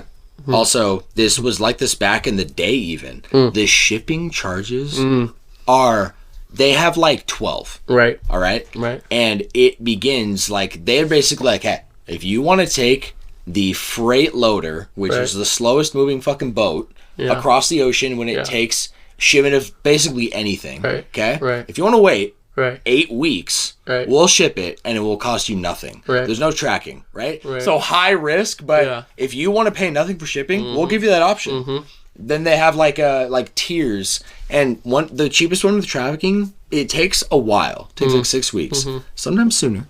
and it's like $30. No, way cheaper than that. I'm sorry, it's like $12. Yeah. $15. Yeah. When normally you'd pay like $30, $40 for something big like money. That. Overseas, right? You know? Oh, absolutely, absolutely. I've never seen a site quite like that. Right. Mm-hmm. It's pretty cool. Yeah, pretty cool. It feels like a cross-cultural thing. Yeah. You know what I mean? It is. Because it's like all in Japan anyway. Japanese. It is. Whatever. So, it is. Joshi, back to Pokemon. Basically, you know, I would say actually that I'm the deepest in that kind of... I probably started really understanding that in Animal Crossing truly, right? Of like, oh, wow. I didn't think I would like the villagers as much as I do. And I remember telling you that. Right. You know, that was, to be honest, pretty big for me. Like, if anything, I'm just much more drawn to things like animes, movies, MCU, JRPGs, because I'm drawn to a handcrafted character as opposed to an AI generated one. That's just how I've always thought. Well, they're not AI generated. Yeah, it's AI. It's you know more what I mean? like no, it's not AI. It's not AI generated. Yeah. You're right, but it has a programming in it. It's a preset. It's a preset programming. That's pretty damn smart. And to be honest, those villagers are, they do feel a sense of warmth that I hadn't felt from Pokemon before, right? And now I feel kind of a similar way. There's no personality and stuff in Pokemon Sleep, but like the ability to really like interact with them, like use them, have them on rotation, have a plethora of Pokemon. I have, they're all named that I use and stuff. Yeah. Wow, it changes. It's a certain type of gaming that's very different. It does. I was going to say, you know, Animal Crossing was probably the closest other thing that I would say, those villagers at least, to how much I cared about the villagers in Tomodachi Life. Totally. And it does become something more. So before I get into Endgame, Tomodachi Life. Endgame. I want to talk about just some of the simple features that are simple and yet vast as fuck. Okay. So outfits and clothing. There are multiple stores that you can go to. Also, your characters can start getting jobs and they start working. Every day they do donations as well, every single character. So the more characters you have, technically the more money you'll have. Right? Oh, donations to you. Donations to you, yeah. As the guy. I mean, it's donations to the island, right? Yeah, for sure. No, you're the player. Like, it actually makes a lot of sense, and it's done in a very well crafted way. That's not deity-like. Yes. Yeah. No, absolutely. Yeah. Absolutely. That's the last thing you feel like. Yeah. Because in fact, because I could look at if I was a deity from the outside, it would be so simple because I could make things work. I can't. I can't. I am working with these people. You're absolutely right. All I have control of is if they go on the island. If anything, and even after a while, Reggie Fils-Aimé is the deity. Right? He probably is. He's the one in charge. Actually, technically, it's Awada. No, it's Noriyuki Sato Ryutaro, and then Takahashi Aisaku Naki. That's the two directors of Tomodachi Life. Wow. Yeah. And then producer is I read they had Yoshio Sakamoto. I did a little homework, and I think I read that one of those guys had a vision of this type of experience a long time ago. Yeah. Like way before the 3DS. Which is kind of epic. Well, that's also something I was going to say about everything on the island. It's genuinely very thought out. Not only are there ridiculous... So, yeah, like I said, there's clothing stores where clothings will have multiple sets of colors that are all unique. Not even I have all the clothing that's put into this game. And every single islander has a different style that they want to have. And they won't tell you exactly, but you gift them stuff, and that's when they start to enjoy it. Same thing with food. There are hundreds of foods in this game, and each villager is going to have, islander is going to have a different vibe on what they enjoy. So there's those things. They can get side jobs, which will make them money that they will donate to you. Little things that you also get from leveling up would be items that you can play with them. We use 3DS rent-a-dog and rent-a-cat coupons, which means they don't always have the responsibility of a dog and cat, but sometimes you'll see them in their room playing with a dog and cat. Wow. Pretty fun. That's crazy. Yeah, a bunch of stuff like that. So, there's also, like, you can give them free housing or free new, like, house designs. You don't get to design them yourself. But there's a lot of them, a lot. Some of them cost a lot of money. Some of them are more simple. And they rotate every hour. Everything rotates every hour. So the stores will come into new stock, and then the everything will kind of change around. The time is also based upon what the time is right now. So if I opened it up, it would be 12:59, almost 1 a.m. in the game. A lot of characters would be asleep at that point too. But some would also... Some would be about. There are events that happen at every single part of the island. Multiple 24/7. things. Always something going on. So characters could be talking about other characters in a cafe. A lot of stuff like that. Then I'm going to hop into character interactions because we're getting close to endgame. Okay. This is the route that it'll take to get to the credits of Tomodachi Life. Okay, there is an ending. There is an ending. Okay. There is absolutely an ending. I'm going to use my character as an example and his wife, Valerie.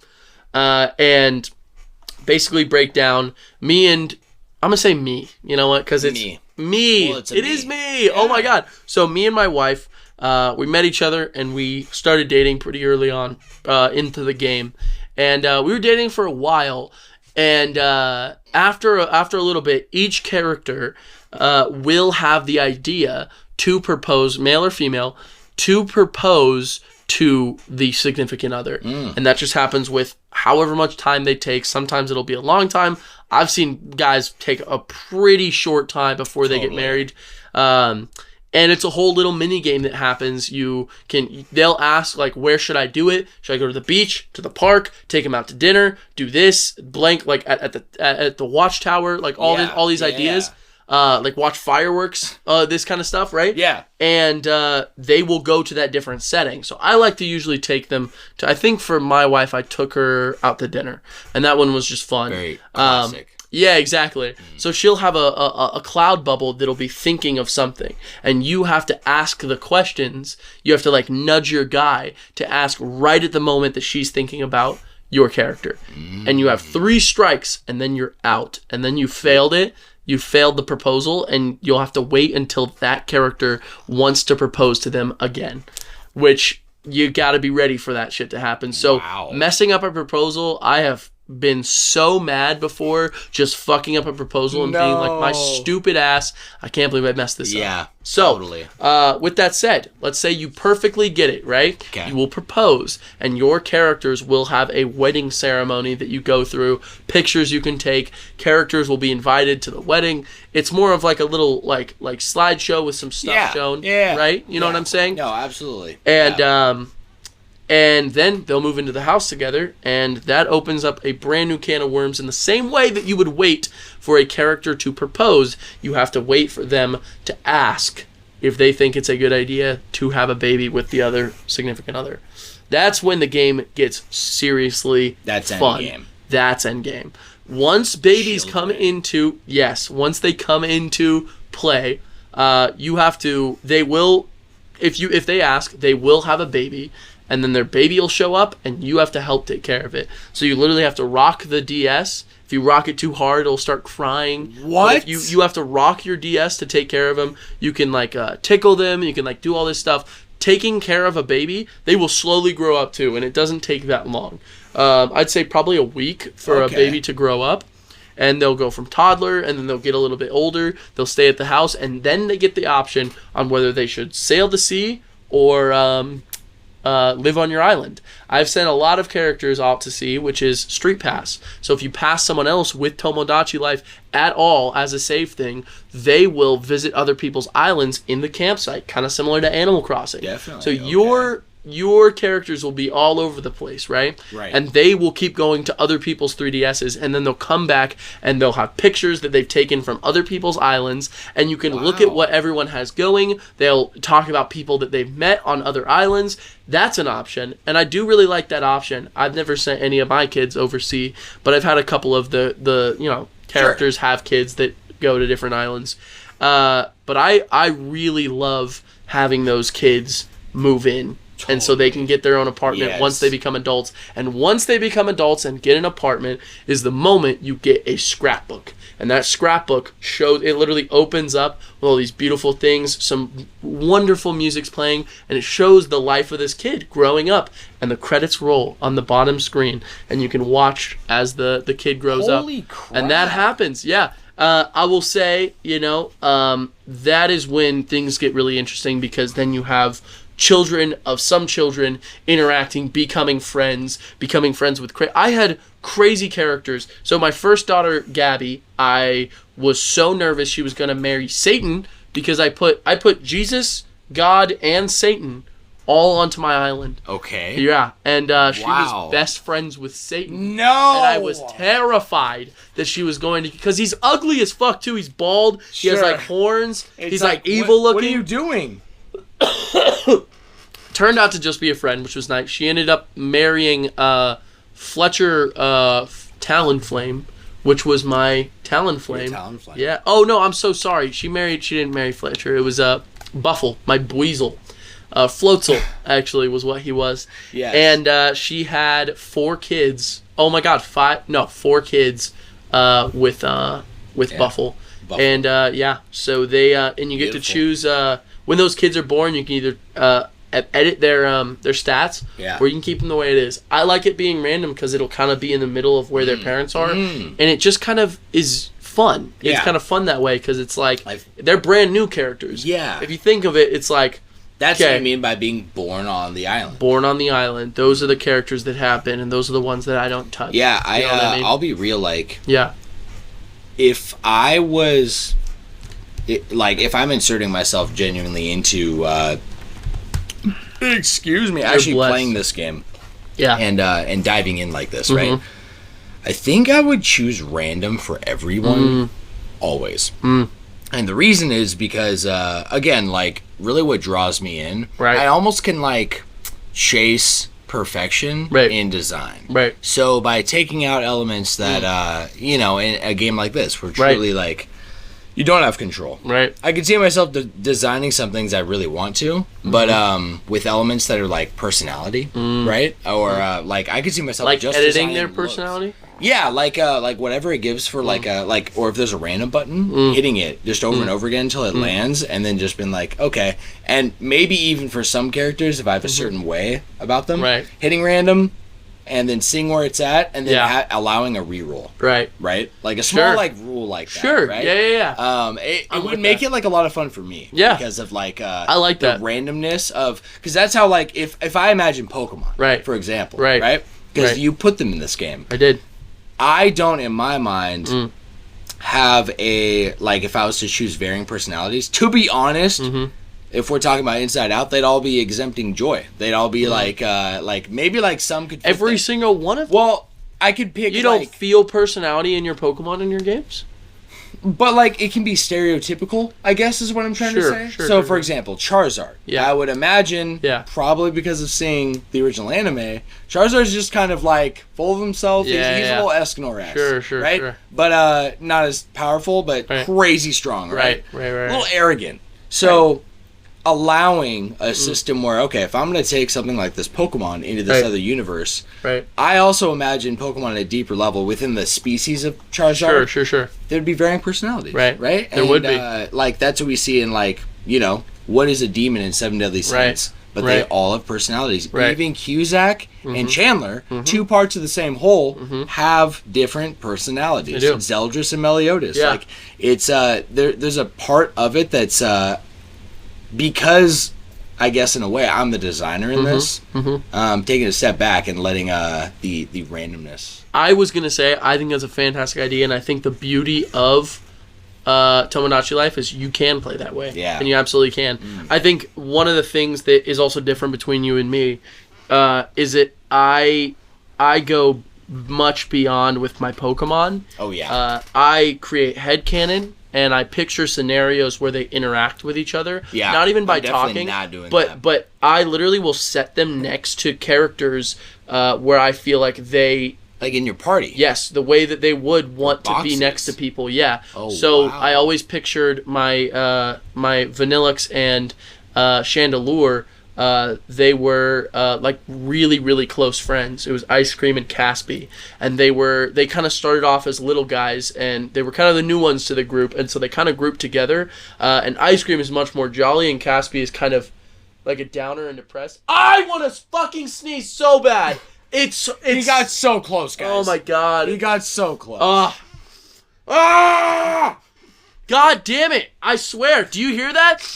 It's right there. It's right there. Last night, I probably blew out the biggest snob out of my I'm gonna blow out life. my brains if this shit doesn't take a break? out. Do you want to? No, I'll be fine. I honestly, yeah. So anyway, those ideas and how I pictured my Lucario, how I remember my Blastoise Bubbles, and how I even create like headcanons and ideas. I had Bubbles he was a black man with long dreads. He starts off having like a little afro because he was like a little Squirtle. And then Wartortle, he's got cornrows, right? And then Blastoise, he's a big dude. I love kind of like a Drill, right? Yeah. Love him. But that's the kind of stuff where it's like while I'm working on Pokemon, while I'm playing each game, every single one has a personality that I want. Notice my earrings. Yeah, I love those, by the way. The Pokeballs. Pokemon balls. Love them. So so that's one of the reasons why dude, I was pretty strict on some characters. Some I was random with, but I was putting characters in like characters from Homestuck and like characters from I respect like the I would just put up their full boldness or the creativity. Yeah, I do. Well, thank you. I will say to wrap it up. Yeah. There is so much more that I can't even touch upon. No, I felt like I also got a very different experience seeing you. Oh my god, man! Show me this game. Yeah, no, it's glory. Yeah, it really is glory. It's one of the best games I've ever played. Dude, no, it's so complex and interesting that there's a little something for everyone. Oh yeah, and I think that when Tomodachi World comes out, which by the way I was looking into it today. There are rumors on early next year. No. Rumors.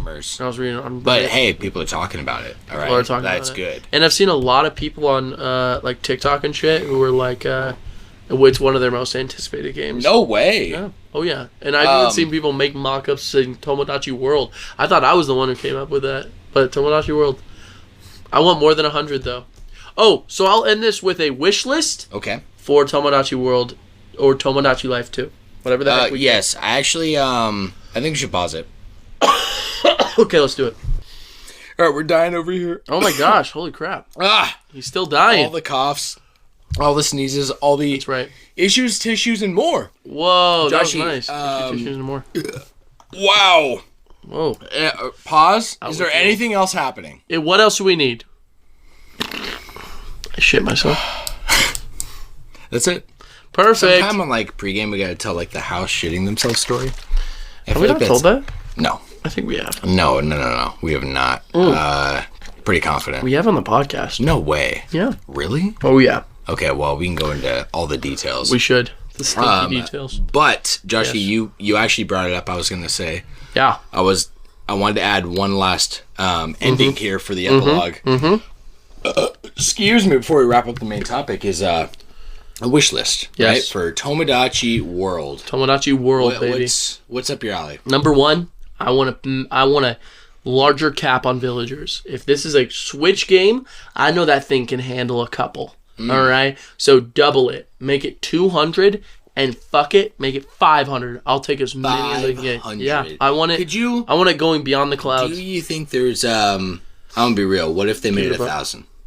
I would max it out one day. I would be playing this on Do you think it's possible? The Switch 2.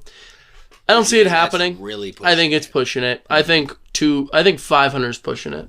But I could see it maybe happening. But it already gets pretty complicated with almost 100. Yeah. You know what I mean? Oh, yeah. But I want it more complicated. I want the chaos. I want to bring more shit like that. Because not only will I put my Pokemon in there, I have 2 generations that I have not been able to bring over to Tomodachi Life. And that's 6 whole characters. That is 6 whole characters. That's 6 whole dang characters.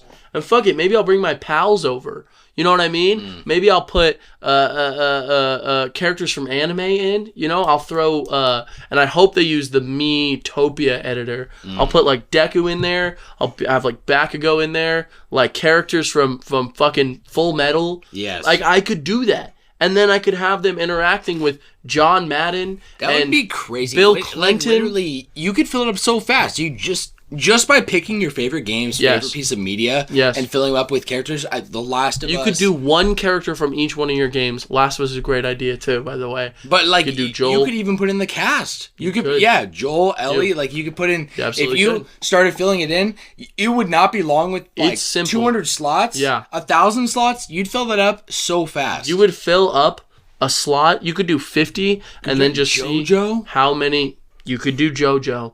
So this is why this game is so incredible. By the way, I think it's exactly what I would do. It's fill up past my ideas. It's what I did. I literally put my YouTubers. I put my funny celebrities. I put God. I put Jesus. Right. Almost a terrible idea. All these crazy concepts I just threw in there, including myself. Dude. And some of my friends and my family. Okay, so beyond the numbers, right? That's a given. That's something I'm with. What else? I would like the ability to physically see other people's islands and more customization for your island. What if?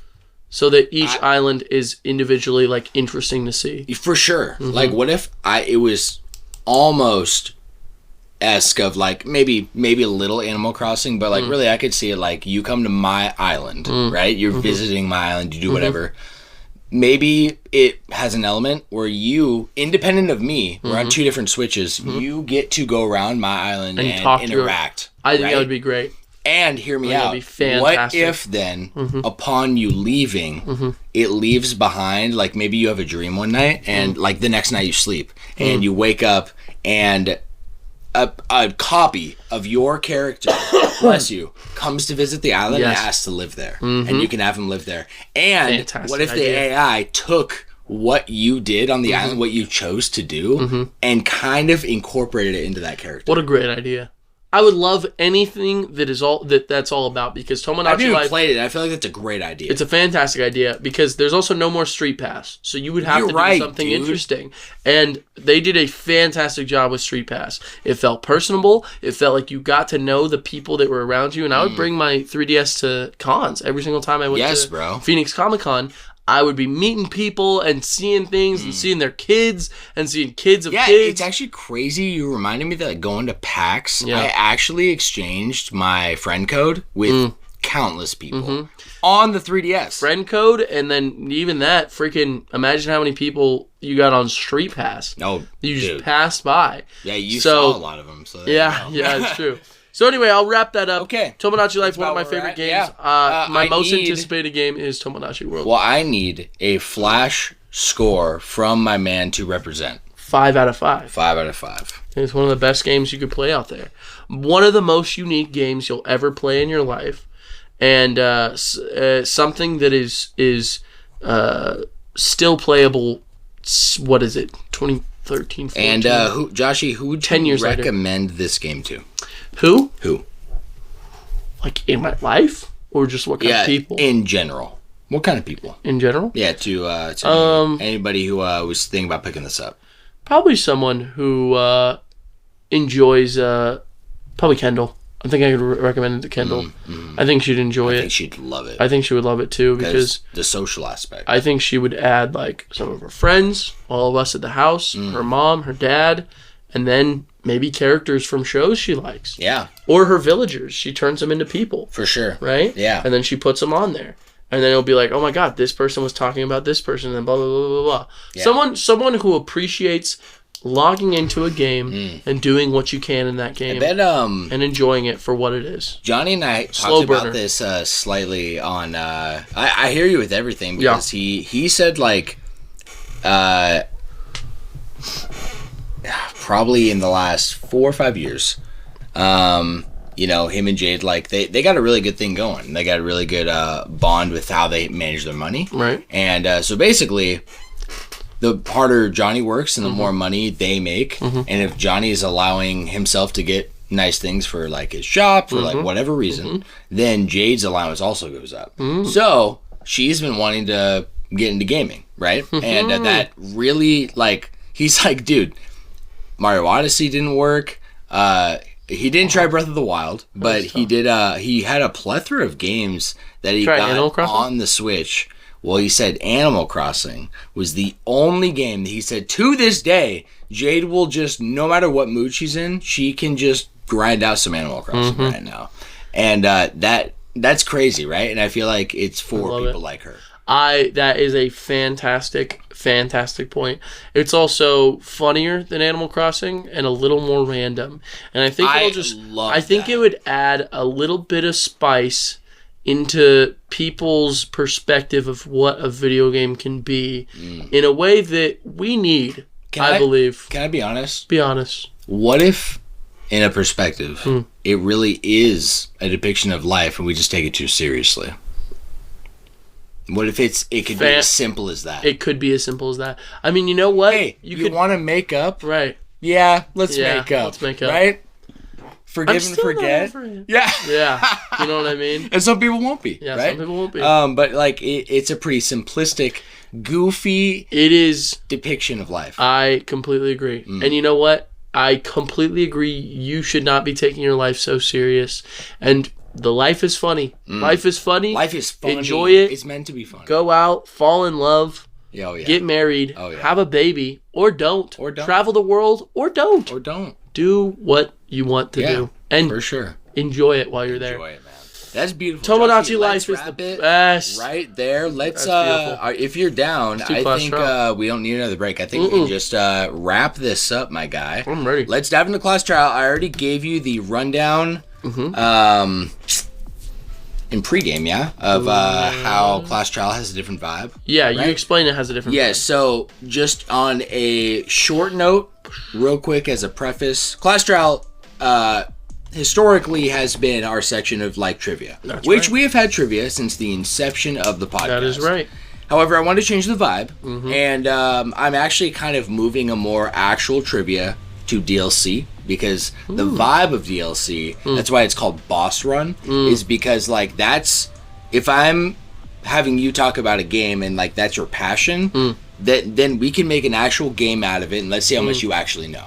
But in more casual and more positive vibes of the Flash Bros, the essence of our podcast, I thought it'd be more fun to make it akin to Danganronpa's actual Class Trials, which that is already the name, and it's going to be more of an informative piece. So it's not really about the score, but it's laid out in ways of trivia, if that makes sense. Sure. Yeah, bet.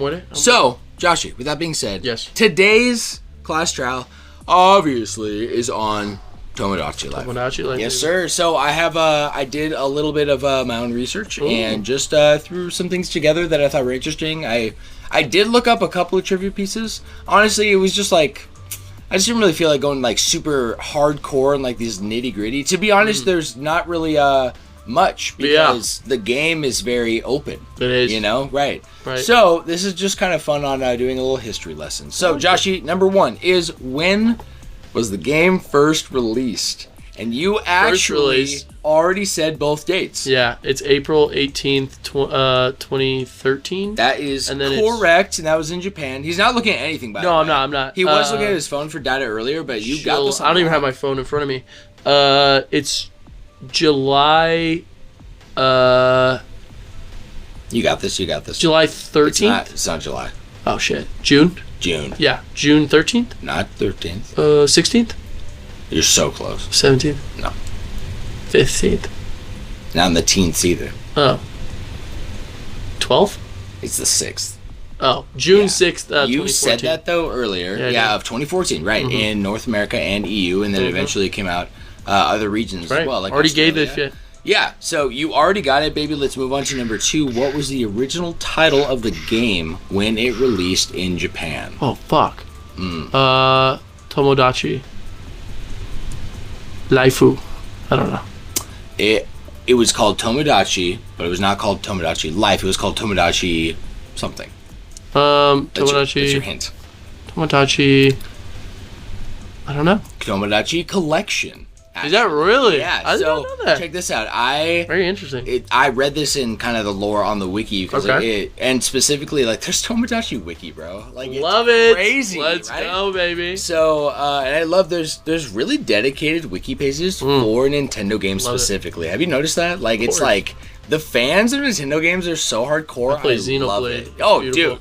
Yeah, and that wiki is no joke, man. Fire Emblem 2, just as crazy. Go crazy. So, what was caught was that we actually got a reveal of this in the directs that first revealed this was coming. Oh, really? Okay, yeah. So what they revealed was that we were getting a new game from the series Tomodachi Collection, and this is a new game, which is the same game on 3DS called New Life, but as it's coming as a sequel to Tomodachi Collection. Okay, so that was revealed. Okay. And they said in the what's it called? Localization. Yeah. They were changing it to Tomodachi Life. Wow, interesting. Yeah. Mm-hmm. Yeah, and it was honestly a huge like you mentioned that one director. There's two directors, right? Yeah, there's two directors. One of those directors, he had this idea of cooking. Yes. The first name you said. Yeah. Okay, he had the idea of cooking. Wait, so was there an original Tomodachi Life? There is. It's called Tomodachi Collection. I want to look this up. Yeah. Let me grab my phone. Yeah. It's over there, charged. Grab it, my guy. I'm grabbing it right now. That was the whole idea. My gosh, yes, I have seen this. Was it on the 3DS? It was on the DS? It was on the DS, yeah. Can I see? Yeah, of course. What's the cover? So it kind of looks like the set to Tomodachi. And then look, it's the same vibe. Look at that. I love it. That's precious. Oh, I love it. Especially being on the DS. I mean, like, Mii's weren't on the DS in any other form, right? No, they weren't. Wow. So talk about something. Check that out. Class Trial, baby. Hey. Joshi, number 3. On April 10th, 2014, Nintendo of America dropped a direct announcing the localization of Tomodachi. Yay! A month later, Nintendo dropped a playable demo in which you could transfer the save data to the game when it came out. That was what I played. It was available via eShop? No. What are you trying to say?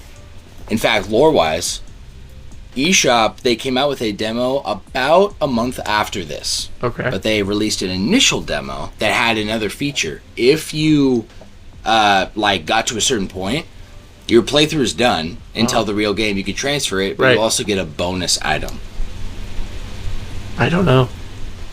It was on Club Nintendo. Club Nintendo, nice. Yes, dude. Nice, I didn't even and I was having Club Nintendo. Yeah, does that make sense? Yeah, that does. I don't know if I worded that funny. No, it's okay. I get it. Yeah, if you transfer your save data from this specifically, right, you got this bonus item. Funny. I don't know if you've heard about the bonus item. I don't know if it's a big deal. Yeah, I don't know what it is. Maybe I started on the demo though. Yeah, you can create 3 characters. Or maybe it's 2 characters. There is a demo. I don't know if you could you transfer it? Yes. Okay. That's my original Josh is from the demo of Tomodachi Life. Tomodachi Life bonus item demo. Let's check that out. I'm interested. Gosh, I just want another game. Wouldn't that be so It says if you buy. Oh, what? That's crazy. If you buy Tomodachi Life from the eShop, this is posted 10 years ago on Reddit, you'll get 2 download codes to give to your friends for the move-in demo, which was the few people who got it for being Club Nintendo members. That's crazy. That's nuts. That is nuts. That's nuts for butts.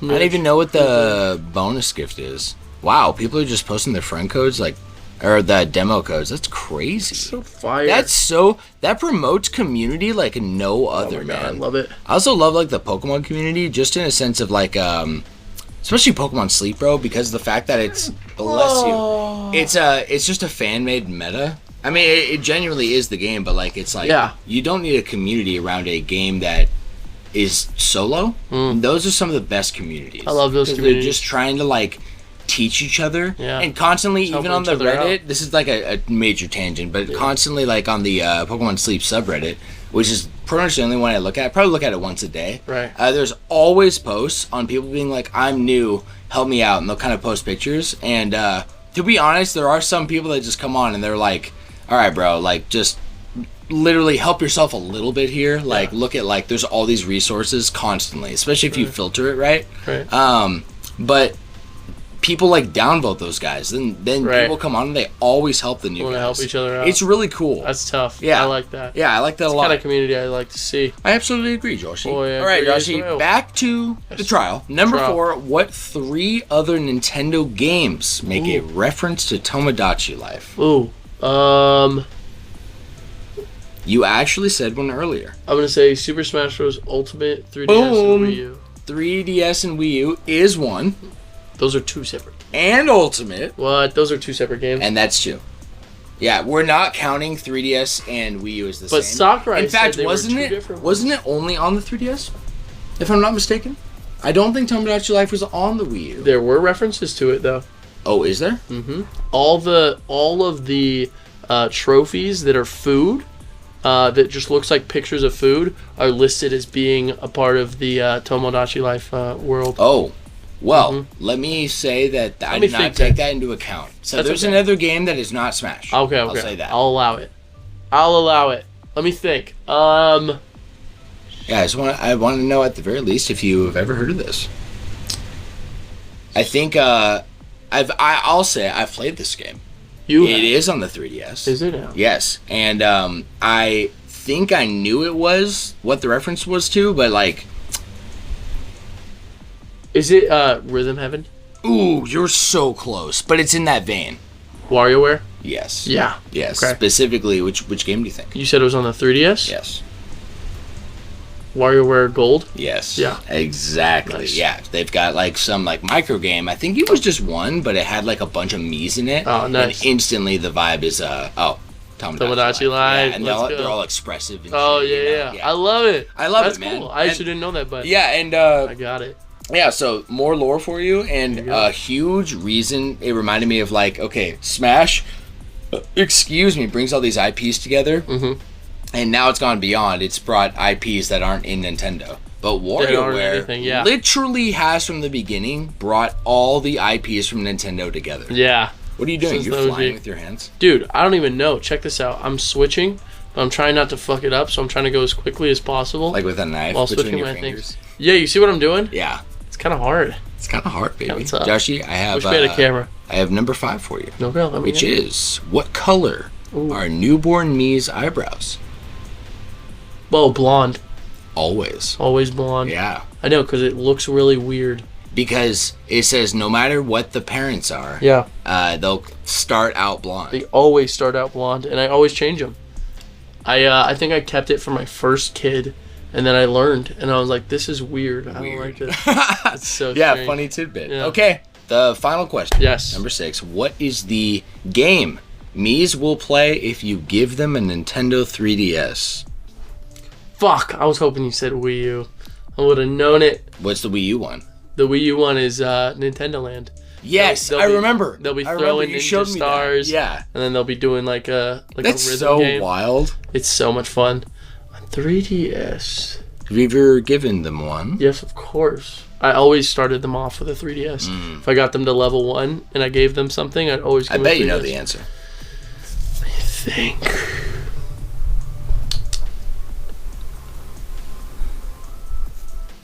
$3DS? Yes.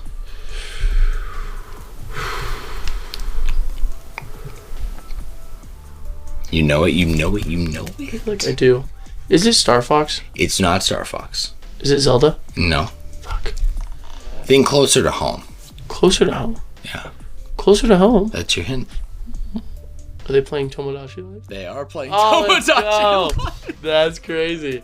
Isn't that Wait, crazy? that's so funny. I kind of want to hear that now. I don't think I ever noticed that. Yeah, I ever noticed that. I wonder if it's because I've seen like when you showed me them playing in the game console. Yeah, you're playing on a 3DS and like it's not that big of a screen, right?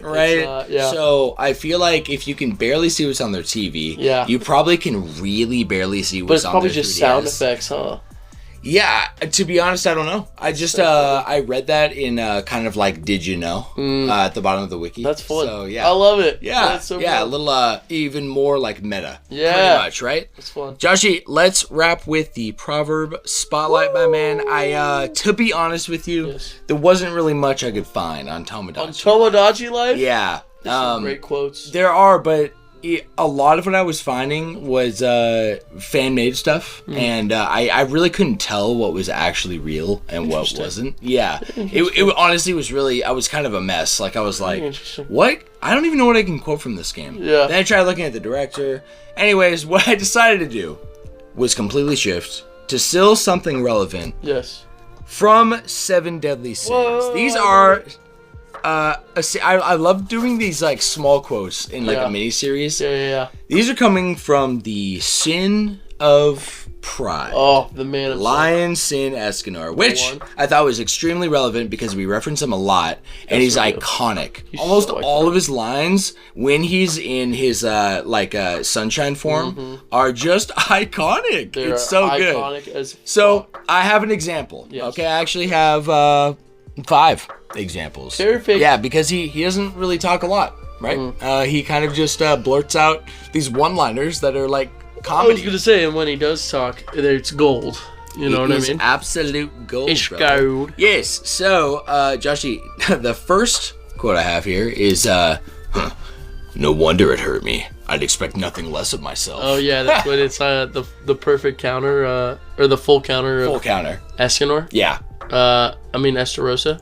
Yes. Yeah. The physical one. Yeah, dude. The second is apologize to me that you were born into my world. So good. So tough. Who's he saying that to, do you know? I don't think I've seen this scene yet, but I looked up, these are all from Reddit, just picked and pulled, and I'm like, oh my gosh. And some of these might be from the manga too. In fact, one of these is a specific translation, like localization that just has the hardest line. Which is this one. All right. Number 3 is, I have no reason to feel hatred towards those beneath me. All I feel towards them is pity. So good. Also, it's like a Thor quote. Estarossa, I know, I love it so much. Yes, dude. Because that whole theme is like, you can't. His commandment is love, right? Right, and so if you basically have hate, walk toward, you can't even stand. You can't stand in their presence, yeah. Right? It's crazy. So I mean, Estarossa, he's like, that's what makes him a monster, because he is at peace with, like, he doesn't hate anyone or anything. He's just doing his thing, right? And sorry, you're in my way, right? Yeah. So that also is Escanor, just by default. It's oh my gosh, good. It's such a good scene. So he good. literally just walked straight up to him. Why would I hate those beneath me? So good. It's so good. It's peak. The number 4 is don't bear any hatred towards me now. If you got affected by your own commandment, also against Estarossa, that wouldn't be any fun. So good. So good. So arrogant, bro. I know, the most arrogant man on the planet. And the final one is, acting calm and composed is the privilege of the mighty. That's so tough. That's Facts, a fucking bro. quote, dude. Yes, dude. And those are my favorite, like, kind of like endgame anime scenes and characters. Oh, yeah. Like, they all reach this point. Goku, right? Like Tanjiro, right. I'm trying to, like, it just keeps going. It's like JoJo does a lot. It almost over exaggerates that concept. Right. Bleach does it. Of, like, which concept? Like, almost this concept of, like, you become so powerful that you're almost like you don't really care to show emotion anymore because you just don't care enough, right? I've noticed that's your favorite thing. It's my favorite demeanor. It's what's the word? A powerful, like, hero or character. What's the word? Characterization? Yeah, that's like your favorite characterization of the strong. Yes. Is like when you're done with the emotion. Yes. Right? Yes. And so it's so funny. I've noticed that about you, especially since you told me about Bleach and what you enjoy about that. Yes. Yeah. When Ichiro reaches truly like this power level that he has worked towards for 300 fucking episodes, and he's always lost and always never given up, and he finally reaches this state where the second you see him, it's almost even a parallel irony with the characters on screen because they all see it too, and they're like, oh shit. There's even a comment Ichigo's done it. He's like transcended. It's almost like what happens with King. King is like a kid, then he reappears in his form, his true form, and he's so calm, and he's just like almost like a little cocky, right? Meliodas too, like he'll laugh, right? Like even to his father, he laughs. I love it. It's my favorite, bro. Great. What can I say? It's the Sammy's favorite. Yeah, Jotaro, best JoJo. I mean, I must say. What? With that being said, Joshi, no, that is officially Joseph is the best. Joseph Joestar. That is a wrap for the Flash Brothers podcast. Here we are, baby. 44. My man, I'm stoked for next week for the debut of Flashbacks. Flashback, yeah, baby. Dude, this will be perfect. My friends, thank you so much for joining us for this episode of the Flash Bros podcast. Thank you. Putting up with Josh and I. Yeah. Just kidding. They really put up with us. They really they did. No, I know. They listen to a lot of rambling banter, but like, you know, I hope they're here for it. Me too. Well, they better be. Because what else will they be? Yeah, well, they're getting it regardless. You know what I mean? Exactly. So, guys, don't forget, let's do one last plug here, Joshi. Flash Bros Podcast at gmail.com, or also, I didn't even mention, there's the Patreon page and also the Spotify Q&A. Yeah, yes. Check that out. Easy way to just literally answer. I'm putting up like a question and a poll pretty much every week now. Right, I was going to say, you don't even have to think of a question. You can just answer. Exactly, just answer it. And if there's anything more you want us to dive into that we didn't already talk about, if you want to ask more questions to Joshi on Tomodachi Life, what that's like, please ask. Yeah, like I'm sure he can more than satisfy. I'd be so happy. Your plate, my friends. So that is it. Thanks for cooking with me. As always, Joshi, my first mate. We're taking a land and a break until next week. Until next week, and then we'll set back sail. So be safe, my friends. Be Spread safe. love and enjoy your weekend. Yes, and go live your best life, your Tomodachi.